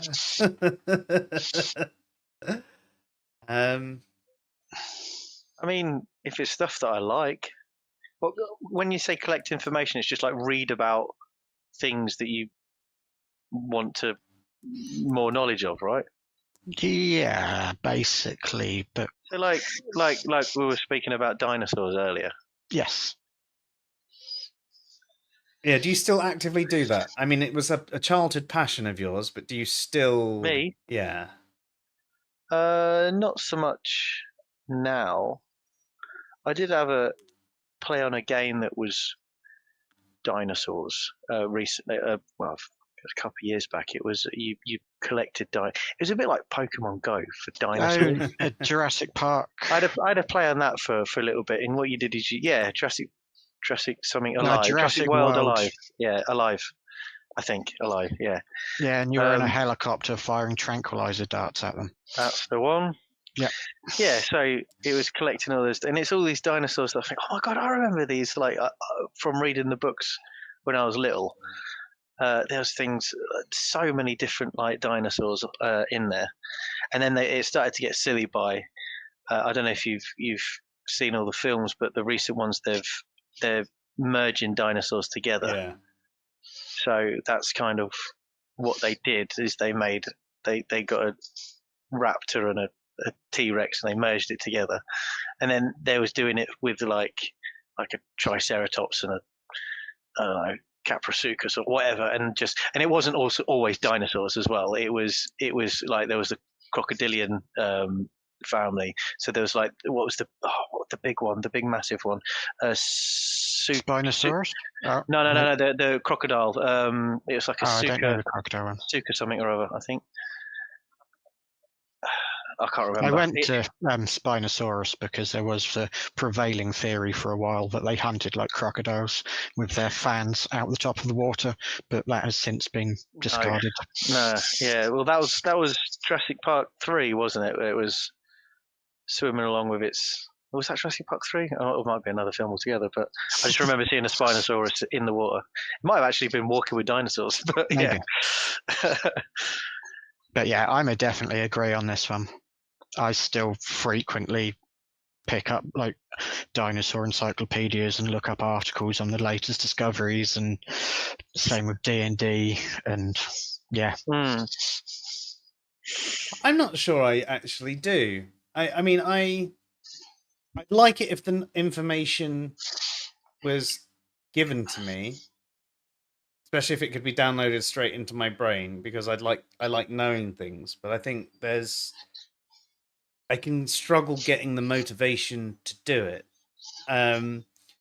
The time I like to sort of collect information is if I'm going to do an article on a particular topic, and at that point I want all the detail. I definitely want, like, for that sort of thing, because I want to know all about this topic at this time. Yeah, you want to immerse yourself in all the information before you don't want to write an article and not know anything about it. Well, exactly. Yeah, I don't want it to be a pure opinion piece without actually it being a well-informed opinion piece. This is kind of a chicken and the egg thing, though, isn't it? Are you collecting the information because you're writing the articles, or are you writing articles because you're the kind of person who likes to collect that information? If it's a topic that interests me, one of the reasons I write the articles is, one, it helps me remember the information, and two, it sort of tests my knowledge and my communication skills, and my ability to write. And three, when I forget the topic, I then have my resource I can go back to, and I can find what I'm looking for quite easily. Instead of having to reference all of these different things again, I've now got the bit of information that I'm interested in. So it's not like I want all the details of every sort of system of morality. I don't necessarily like all the information. I almost like the important cliff notes of all the different bits. I like collecting, I guess, the important bits of information, not everything. But I do like to at least once know the detailed information so that I can then summarize it in a way that is simple. Sounds like I slightly agree. I think that's what I'm picturing myself. I find it difficult to work out people's intentions. See, this is one where I think it depends on whether we're talking about with specifics. Like, I can nearly always get a good grasp on their overall, like if they're a decent person or a shithead, within the first few seconds of seeing them. Yeah, but I can specific intentions, no. I can also work out if they're using manipulative language. Yes. So there's definitely aspects, and as you say, there's some people that you just have a feeling about, and like everyone else really hates, and for some reason you're just like, sorry, everyone else really loves, and you're like, I don't get why you like this person. There's just something about them. I can't even put my finger on it why I don't like them, but they're definitely not trustworthy, and they do this and they do that. But do I know what their end goal is? Well, I mean, generally those sorts of people, they're the people that their end goal is they're in it for them. So big picture, they're doing whatever they're doing for themselves, but in a particular moment, they're doing this because they want this person to do X. Well, maybe not. I think I struggle with that. Yeah. That's exactly where I'm at. And there's an example that I can think of at work where we have like a list of work items that get assigned to you, and in this work item, there was this instruction of there's do this thing and I want this, and I want this as they wanted me to also do that bit of work because it was in my work item, and I was supposed to work out from that single line that I was supposed to ask this other person to do it, and I was supposed to know this, and if I didn't know that, I was supposed to ask, well, how did I know that? You've told me you wanted that, so I've given you what you want, because in my work item you told me what you wanted. And and I'm also very suspicious of a lot of people these days, because I've been screwed over so many times, because going back to the ADHD thing, that you tend to be a bit of a people pleaser in a lot of ways. Not necessarily in typical ways, but you'll agonize over if someone's coming over, you want to build, make them the best meal ever or whatever, and you'll go over the top. And if you're doing a barbecue, you buy way too much barbecue food and booze and things like that, because you don't want to disappoint anyone. And I do that because I'm a pig.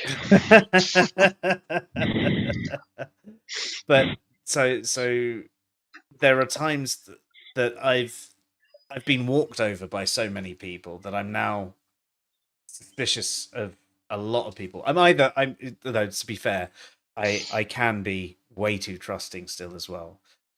But if I'm not in that frame of mind where I'm way too trusting, I'm incredibly suspicious. I'm going back and forward over every side of this.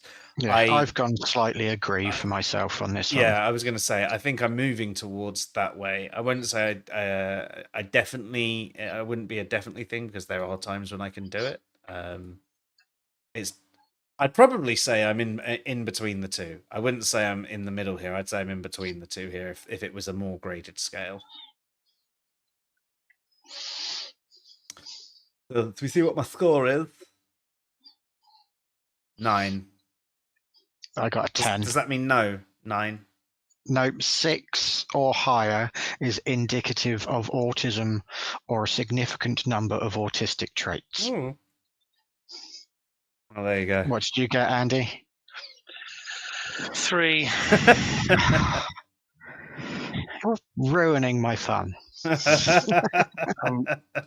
slipping out. I'm slithering out. Yes, 3. Fuck it, I'm going to get my doctorate and I'm going to invent a new fucking test. I dare you. and then get get Joe to program it to whatever answer comes up with a 10 at the end. You are 100% autistic. Obviously, that's only the quick. You quick are one. the spectrum. That is only the quick test. That's only the AQ10 or whatever it was called. Yeah. So that is just a quickie. And like I say, especially with you, Joe, there are so many things where there is an overlap between autism and ADHD, where it would be really easy to score highly on both tests, regardless of which one you have. Yeah, most definitely. How about any of you out there? Did any of you take the test along with us? Did you find that you're anywhere... catching up with the chat just pretty. So there's my introspection and spatial awareness can get knocked off by a strong audio overload. Yeah, I think I can appreciate that. It's definitely. Yeah, I mean, sensory overload, it is overriding the other sensory information because there's just too much going on for you to process. You used to get headaches from CRT TVs as well. That's interesting. I was hunting an ultrasonic cat scare the other day. Yes, God. I can hear them too. I can still hear them. Although the teenager alarms, I noticed the other day, I can no longer hear the teenager alarms most of the time, but I can still hear the cat ones and the fox ones and all of that. Are they the ones that do a certain pitch that you're not supposed to hear, but you can hear? Yeah. So the teenager alarms are supposed to only work up until you're about like 20, at which point...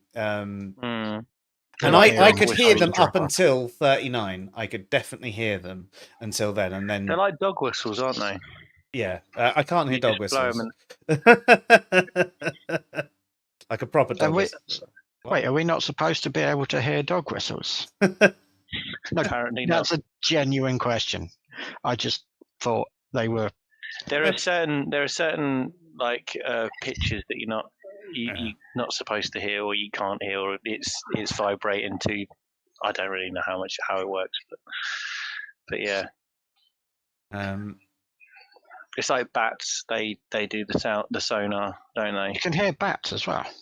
You can, not the whole time though. Well, No. I don't know. You might be able to hear them the whole time. No, definitely not the whole but time. You can hear little squeaks. But yeah. Oh, hello, OP. Nice to see you. Context switching and preemptive multitasking. That was in relation to what we were talking about earlier, where the routine set up so that I can multitask because I have everything. Got a structure in place. Yeah.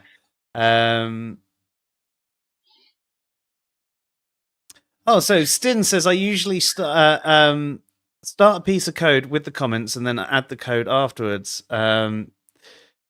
But you should comment. Yeah, I mean, I everyone should comment. But yeah, I'm an all or nothing sort of person. So I either do it too much or not at all.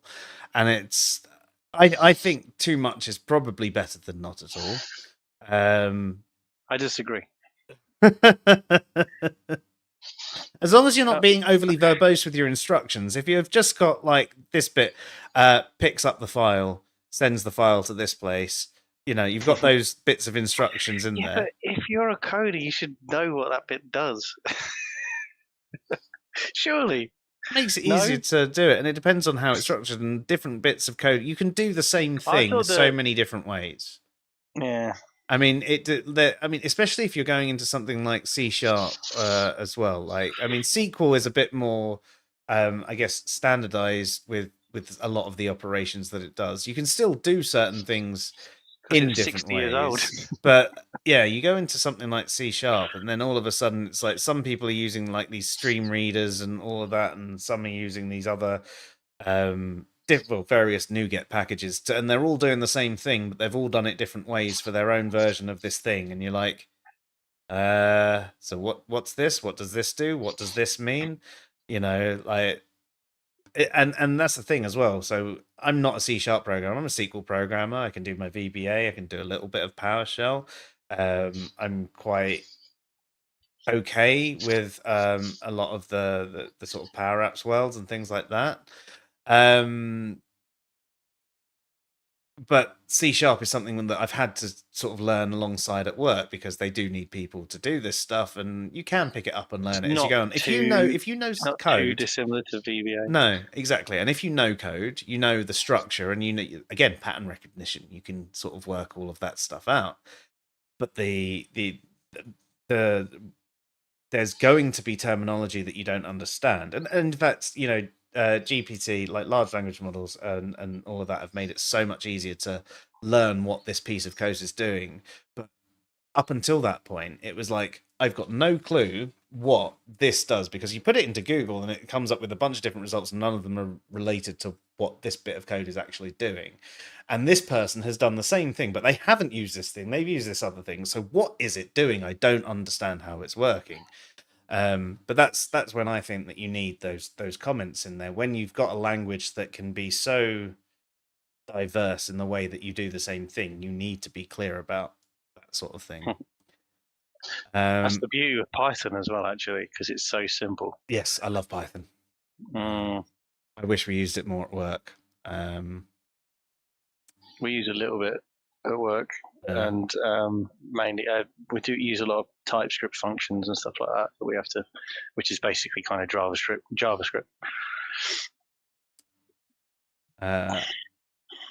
And we've lost Kristen again. I know what Python is. Do you know why they called it Python? No. Because I believe he's Dutch. The guy that invented it was obsessed with Monty Python. Oh, really? That's quite cool. Verification. Prove it.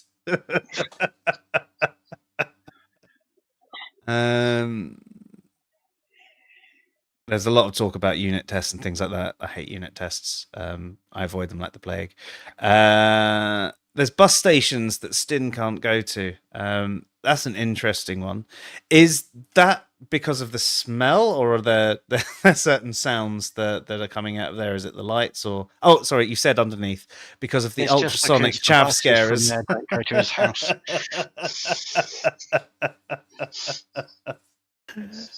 Icarus's score was 5, so the test was agnostic.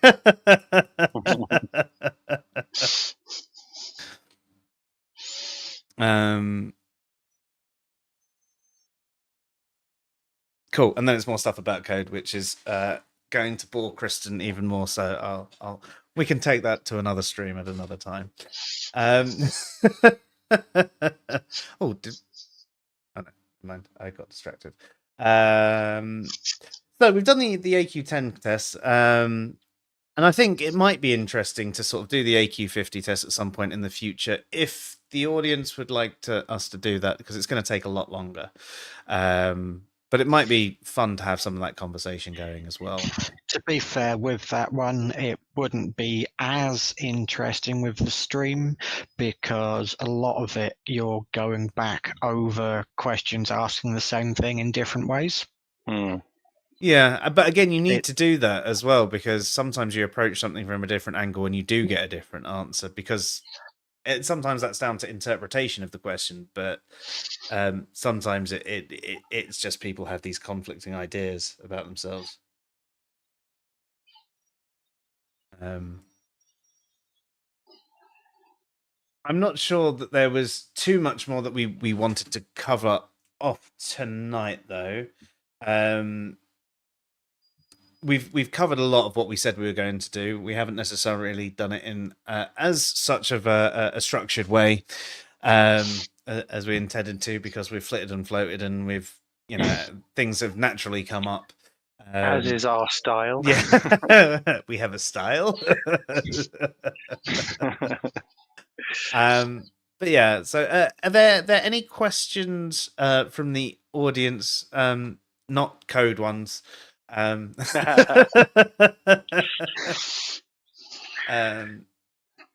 if anyone wants to help me with some web front end stuff, drop me a message.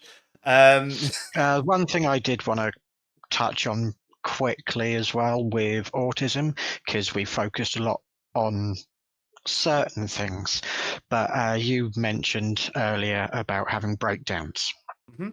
And with autism, we see autistic meltdowns a lot, and I think it is becoming more understood, but there are still a lot of people who aren't attached to a neurodiverse community who see a meltdown as a temper tantrum.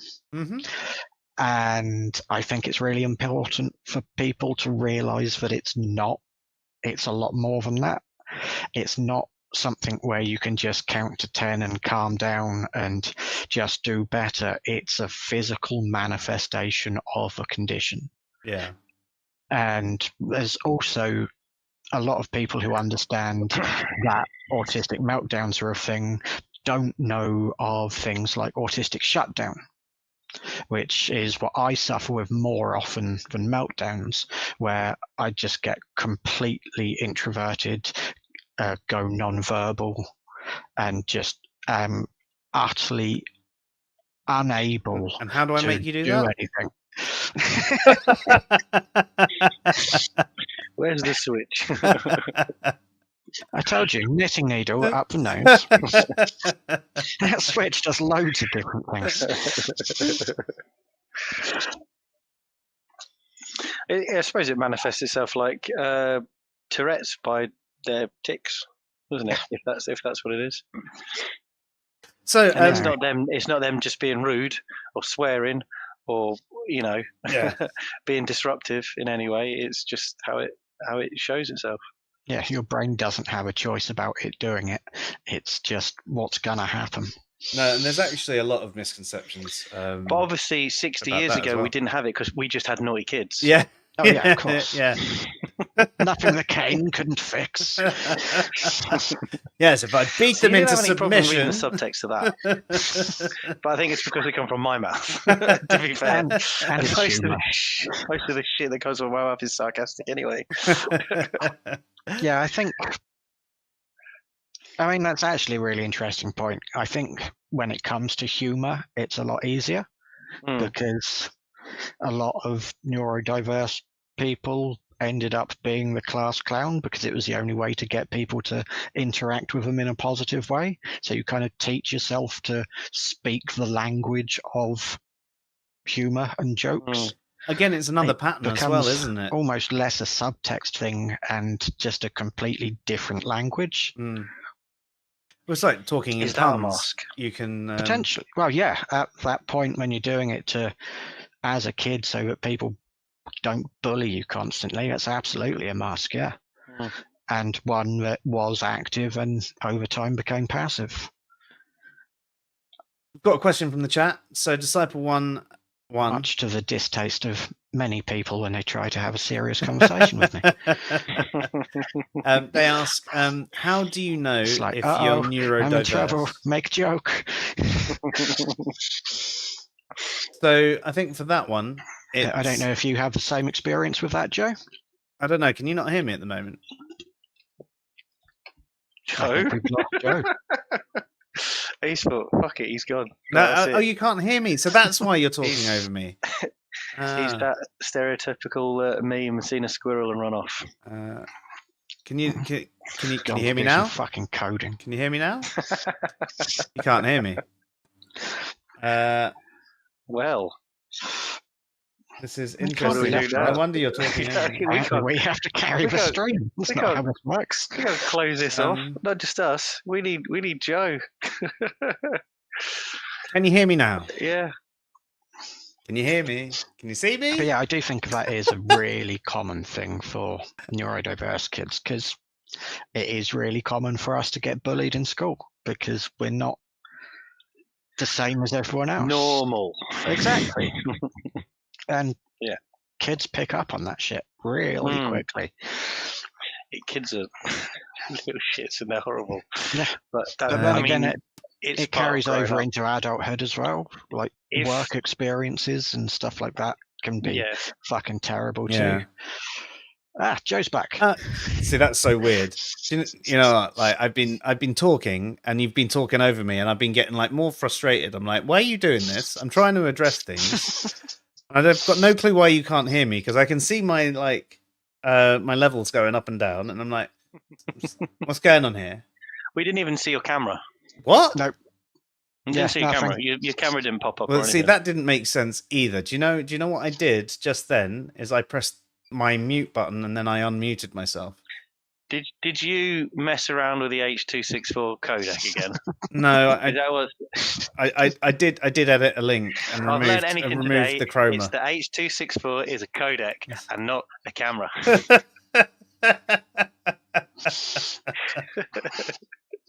But yeah, did you have that experience, Joe? What experience? I don't know what we're talking about anymore. Saying about like as a kid, it's really easy for neurodiverse people to get picked on a lot. So we essentially learned to be the class clown. What I was saying about that was it's kind of almost like a pattern that you end up picking up as well. And so you learn to sort of speak in puns and respond in jokes or songs or anything like that. And you are able to flip things and make a joke out of everything because you can draw a funny side out of everything. And sometimes you do this very much at the wrong time.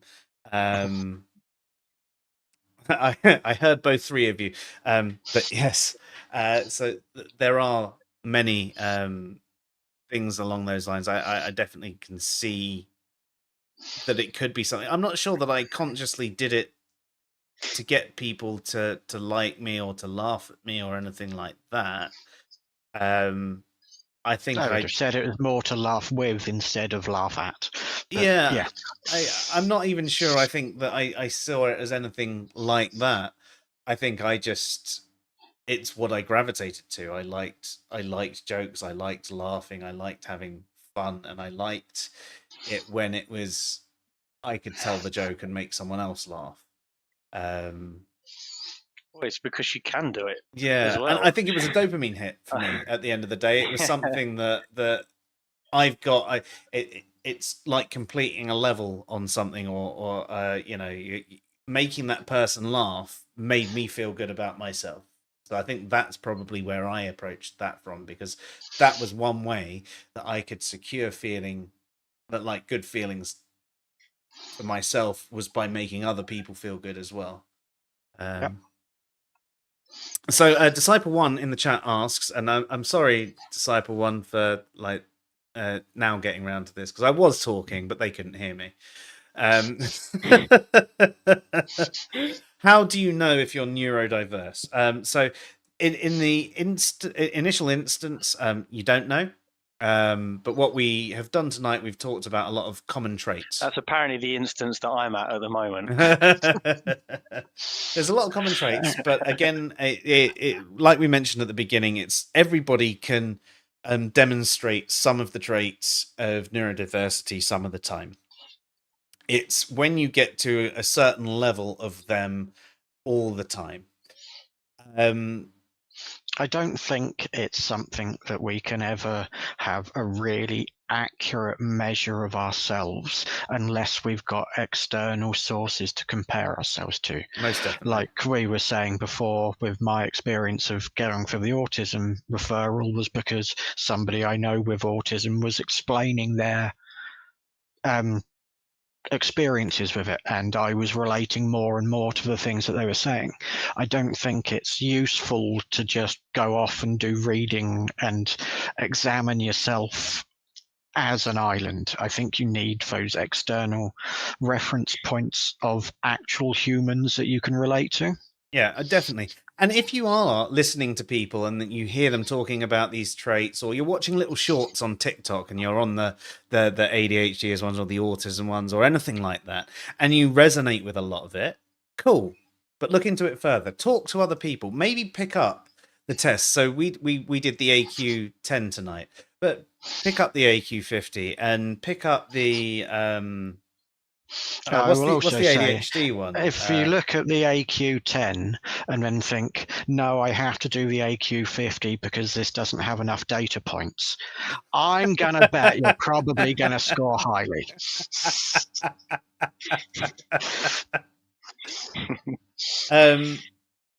But yeah, so I think that there is once you've got all of this sort of stuff going on, you've got your external sources from the people that know you and know you really well, the people that you're the most vulnerable around because you found that you can be the most yourself, not the people that you always feel slightly out of place with, the people that you're actually, they see the real you. And have conversations with them. You've seen these traits, you've seen these traits, you've seen these. You feel maybe that they're things that you can do a lot. Well, that you do a lot. And talk to the people that then say, do I do this? Is this me? And maybe some of the things that you think, that doesn't sound like me at all. Ask them, because they might turn around and go, yes, but it's not as black and white as you think. The way you do this is you do it by doing that. And you're like, so like that was it with the people pleaser thing for me, because I've actually become quite good at just cutting people off and things like that as I've got older, especially when people have fucked me over, and like I haven't been so eager to please the average person. Yet there's been ways that I demonstrate this to like family and friends that I didn't really even think of as doing these traits. So you need that other extra person to turn around and say, no, this is what you're doing. It's just, this is how it's presenting. It's done like this, rather than like it being as simply written on paper. And then, do the tests, talk to a doctor and try and get a referral and go through the process. Go and spend time with people who have whatever condition it is that you're questioning, because like I was joking about at the beginning, there's almost a radar for it. Not always accurate, but yeah, I mean, if you go to your local fucking game shop on a D&D playing evening and nobody looks at you as the odd one out, yeah, you're probably either autistic or queer or both. You're gonna learn something about yourself, just not necessarily what you were hoping.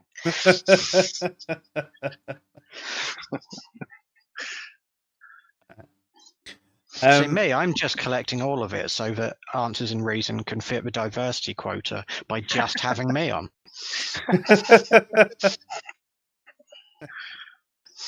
Does that help And answer I that won't question? be appearing again then. We balance. It's fine.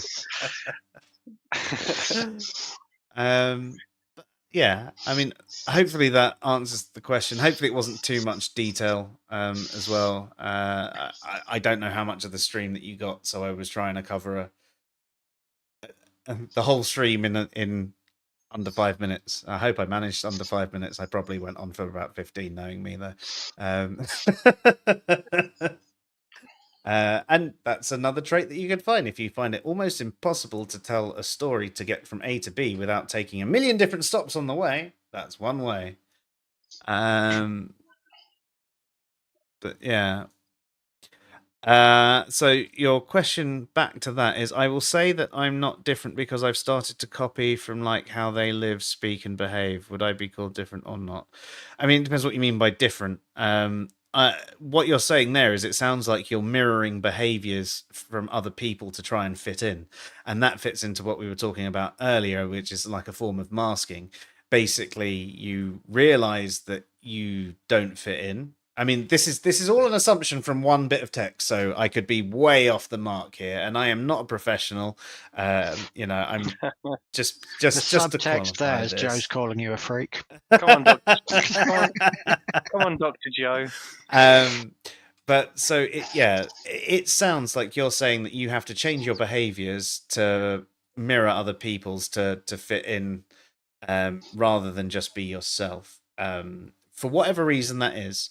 So that sounds like you're masking who you are. Now that might not be because you're neurodiverse. You could just be a bit insecure. You could just be desperate to fit in. You might be not exactly comfortable with who you are at this point in your life, and as you get older, you learn to accept yourself more. And that will go away, and suddenly you'll speak how you speak and act how you act rather than acting how they act. So without more context, I can't give you a definitive answer on that. But what you are doing is masking for one reason or another, and that much I can tell you. Hey baby, I hear the blues are calling. But if you can find people that you can spend time around where you don't have to do that, I cannot begin to explain to you how fucking freeing that is. I stopped masking most of the time, and I'm very much now a take me or leave me kind of attitude with it. And I have lost quite a few people through that process, and it's because they don't actually like the person who I really am. So fuck them. I've not actually lost anything. No. I've gained a better Freedom. Proportion of good friends because I can be myself. And exactly. energy. Quality over quantity as well. Yeah, exactly. So, find that group where you can be yourself, and if people don't like it, just fuck them. Maybe not literally. No. Well, there's a saying that if you lend someone a tenner and you don't see them again, it's a good way to spend money. So if you are yourself and you then lose that person, then they're not who you want in your life anyway. And that's the hardest thing to learn throughout your life, especially if you're so different in so many of your traits, to learn to just actually go, no, this is just me, take me or leave me, and be happy with not having as many friends, because there's almost this pressure as when you're a kid have so many friends, and you think these are the people that you're going to be spending the rest of your life with because you're completely clueless. I remember like foregoing opportunities because I wanted to be with my friends who I haven't seen since I was a kid, and that sort of stuff is ridiculous. And there's so many times when I've done things sort of for other people, and for their benefit, and I don't necessarily mind doing that, but then just there never been any sort of like reciprocation with that sort of thing, and just going, actually, they just want me for what I can do for them. They're a transactional friend, except the transactions are one way. And I'm not necessarily a transactional person anyway. I will, but if ever I need something, if ever I'm in trouble, I would like there to be a friend there that I could rely on to be there, even if it's just to have a phone call with and discuss what's on my mind. And those are the sort of friends, the ones that you can be yourself with, the ones that you can actually, obviously circumstance can interfere with things, but the ones that you can just have those conversations with, be yourself with, be vulnerable with, allow them to see you're crazy and realize that they're not really judging you for it. They're accepting you for it. And yeah, that's when you finally let down the mask. It is very freeing, but it is also troubling when you have to put it back on for a work situation, because then because you do have to have a business version of you. Every person has to have a slightly masked version of themselves, to how they are in an office or work environment, to how they are out of it. And when you're in this period where you're finally like, yes, this is me, everyone except me for me, and then you go into the office and I mean, to an extent, this is an old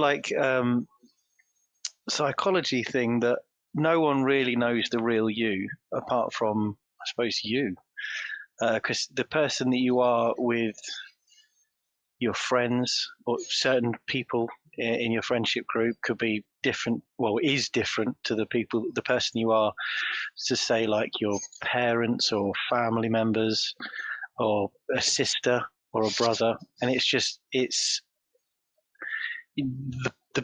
those different people know a different person, yet you're all the same person. I know it's getting quite a bit weird and deep, isn't it? No, we're going into the philosophy now. What is the self? I haven't even done anything. How do we separate the man and the... But that's it. We all wear masks, metaphorically speaking. That was a deep cut. Well done.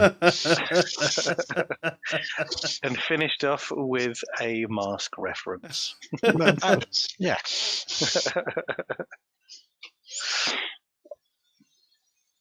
Yeah. Cool.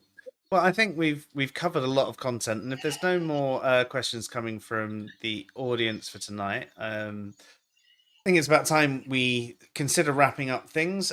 Next week, we're probably going to be doing a stream. That's the one, on reality, and what real is and concepts. And the week after that, we're going to be doing horror movie remakes. So we've got a couple of exciting streams coming up. I hope you'll be there with us. I'm glad that you were here tonight. We are going to try and get back into this a little bit more regularly. Not the twice a week like it was before, once a week for a while. And as soon as the kids, start letting us sleep and leaving us alone a bit more, I'll probably start doing more streams. But, there's only so much brain fog that you can fight off with alcohol on a school night.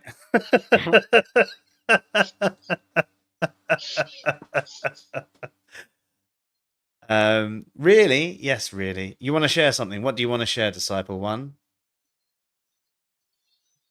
All right, we're waiting for you. We're waiting for you right now. In the meantime, if anyone wants to get together and do an autistic dance group called Neurodiversity, let me know, because I think that's got legs. You've been ableist there, Andy. Am I? I don't know. Look, he's got legs. Yeah. Yes. I think you'd have to have at least one wheels person as well in there with dyspraxia, though, wouldn't you? I mean, it would be a shame not to. Yeah. Well, yeah, obviously. I mean, if you've seen me try to dance, it could be me. If you're anything like Raygun for the breakdance in the Olympics, I'll be impressed. I was just thinking, it's like, it's all right. At least I can do the YMCA. And then I remembered that no, I can't because I tore my rotator cuff. I can't even fucking do the YMCA anymore. Can dyslexics do the YMCA? Yes, but we Yes, sometimes but go the not wrong. necessarily It's in like, that order. yeah. Yeah, it just looked like a helicopter. I tell you what. Also, the music has to be a team of beatboxers with Tourette's. That would be amazing. Although, to be fair, one of the things, like if it's anything like whistling, so if someone with Tourette's is singing or whistling or anything like that, it actually suppresses the To a certain Tourette's. degree, yeah. So Same with that's stuttering. called. Isn't that called? Is it stimming? Is that stimming? Yes. Yeah, I mean, Kind of. to be honest, I mean, I stim quite a lot. There's a couple of ones Yes, that I do. A lot. The main one is chewing the inside of my lip a lot and the cheeks. And singing is another one I do. I'm singing all the time, and I can't help it. And sometimes I get shouted at for being noisy, and because I'm in the house and just like that, and I'm just like, and then that sends me on a spiral. I touch things and walk around with my hands doing weird stuff. If you see me in the supermarket, it looks like I'm trying to do a weird cosplay of Adrian Monk. I've got one. Well, my hands and my feet sometimes do this, and I can't stop doing it sometimes. Yeah. And when I'm doing that though. I mean, I'm doing it intentionally there, but when that one comes on, I haven't even intentionally sort of started doing that. I suppose I don't start doing that one, but if I want to stop chewing my lip, I can just stop doing it. But whereas when that starts, it sort of has to run its course until it feels like it can stop. See, I do like similar hand motions with that, but with the Dupuytren's contracture, it's got painful to do that kind of hand movement. So I've been trying to stop, which is why I do the whole like T-Rex arms. I don't know why I do the T-Rex arms, but apparently that's quite common. Funnily enough, I noticed that I used to do that a lot when I was at a car. It was the first year of secondary school, and there was an end of year disco or something like that. And I remember catching myself and around the dance floor the whole time I was like this, like it's like, and I couldn't do it. And every time I put my hands down, or I strapped them in the pocket, or I held them behind my back, I stopped concentrating, and all of a sudden I'd be like this again with the bloody T-Rex arms. You're like Mr. Burns. Excellent.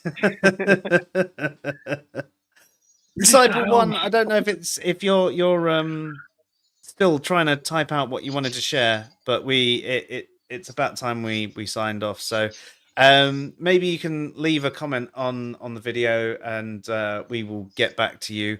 Or you can join us next week, and we'll try and cover that off at the beginning before we get into the main stream about reality.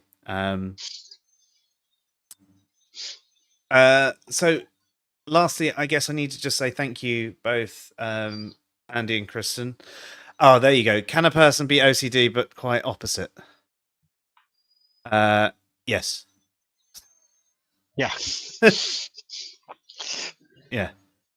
You can have conflicting traits. You can have tendencies as well. So you might not have the disorder. You might just have certain things that you might have sort of an obsessive compulsion over a particular thing, but you don't have the entire disorder.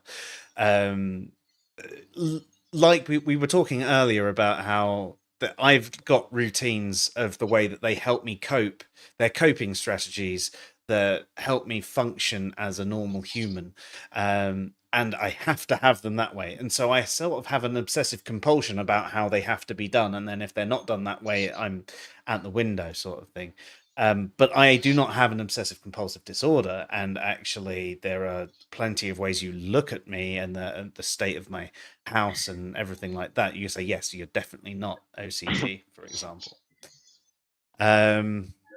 Yeah, it doesn't always have to present I was going to as say that's a things like, stereotypical, isn't it? yeah, it doesn't necessarily have to present as I have to wash my hands 15 times a it day. definitely doesn't. But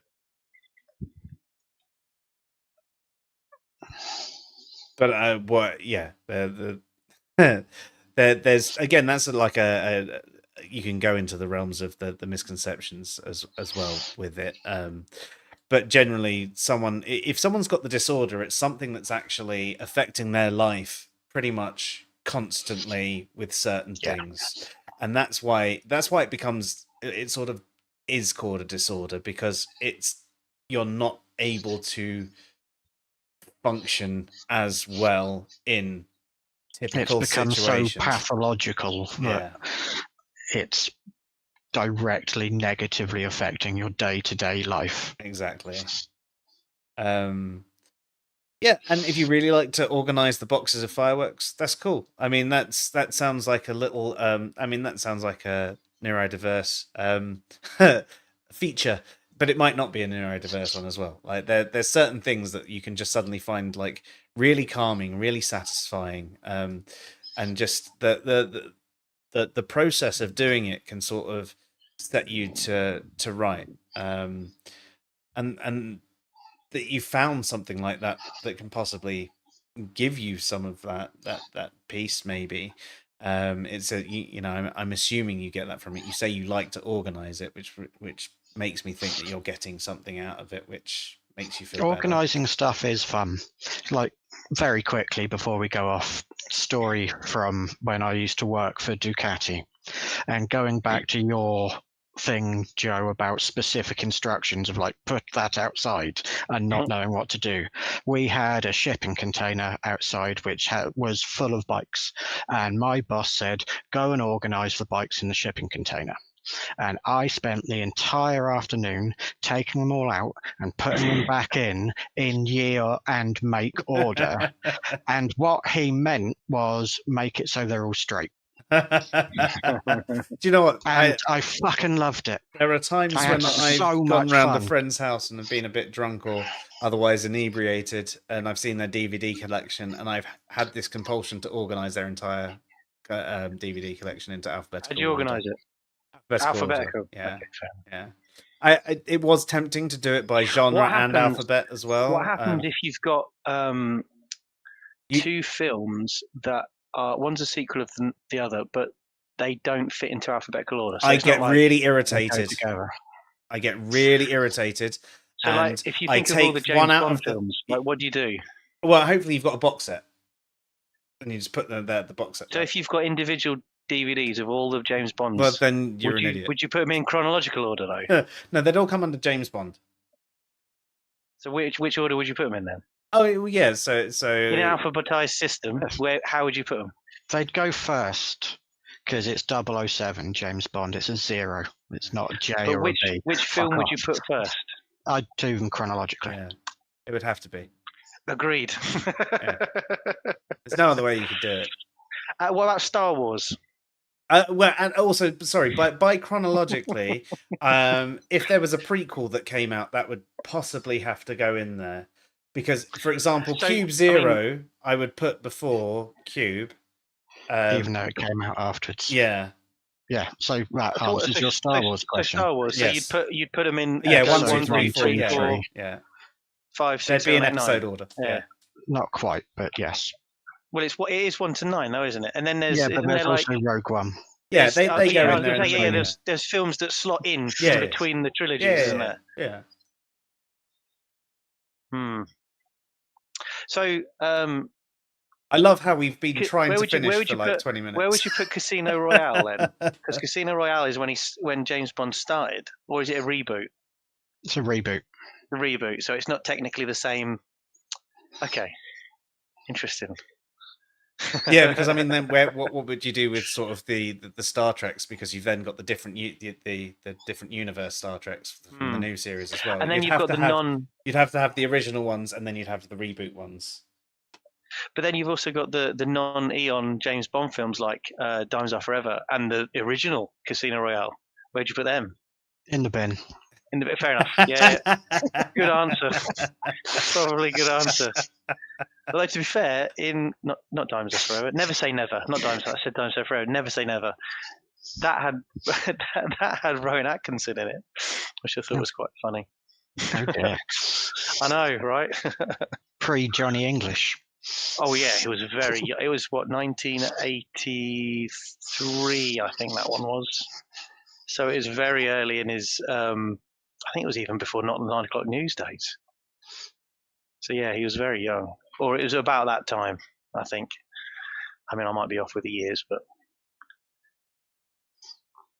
Never had a good Anyway. memory for dates anyway.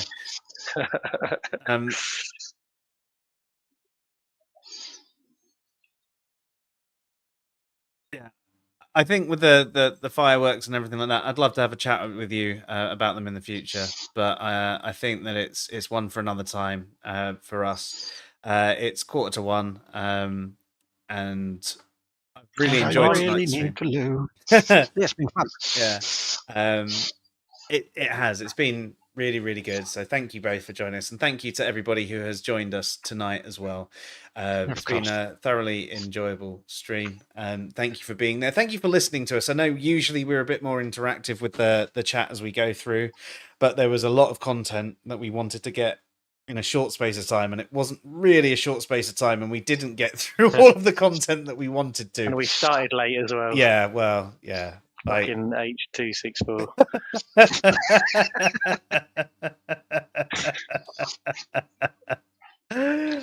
But thank you everyone. Hopefully we'll see you next week for the stream on reality. Keep it real. So bad. Cringe. You never said that before in your life, have you? Keep it real.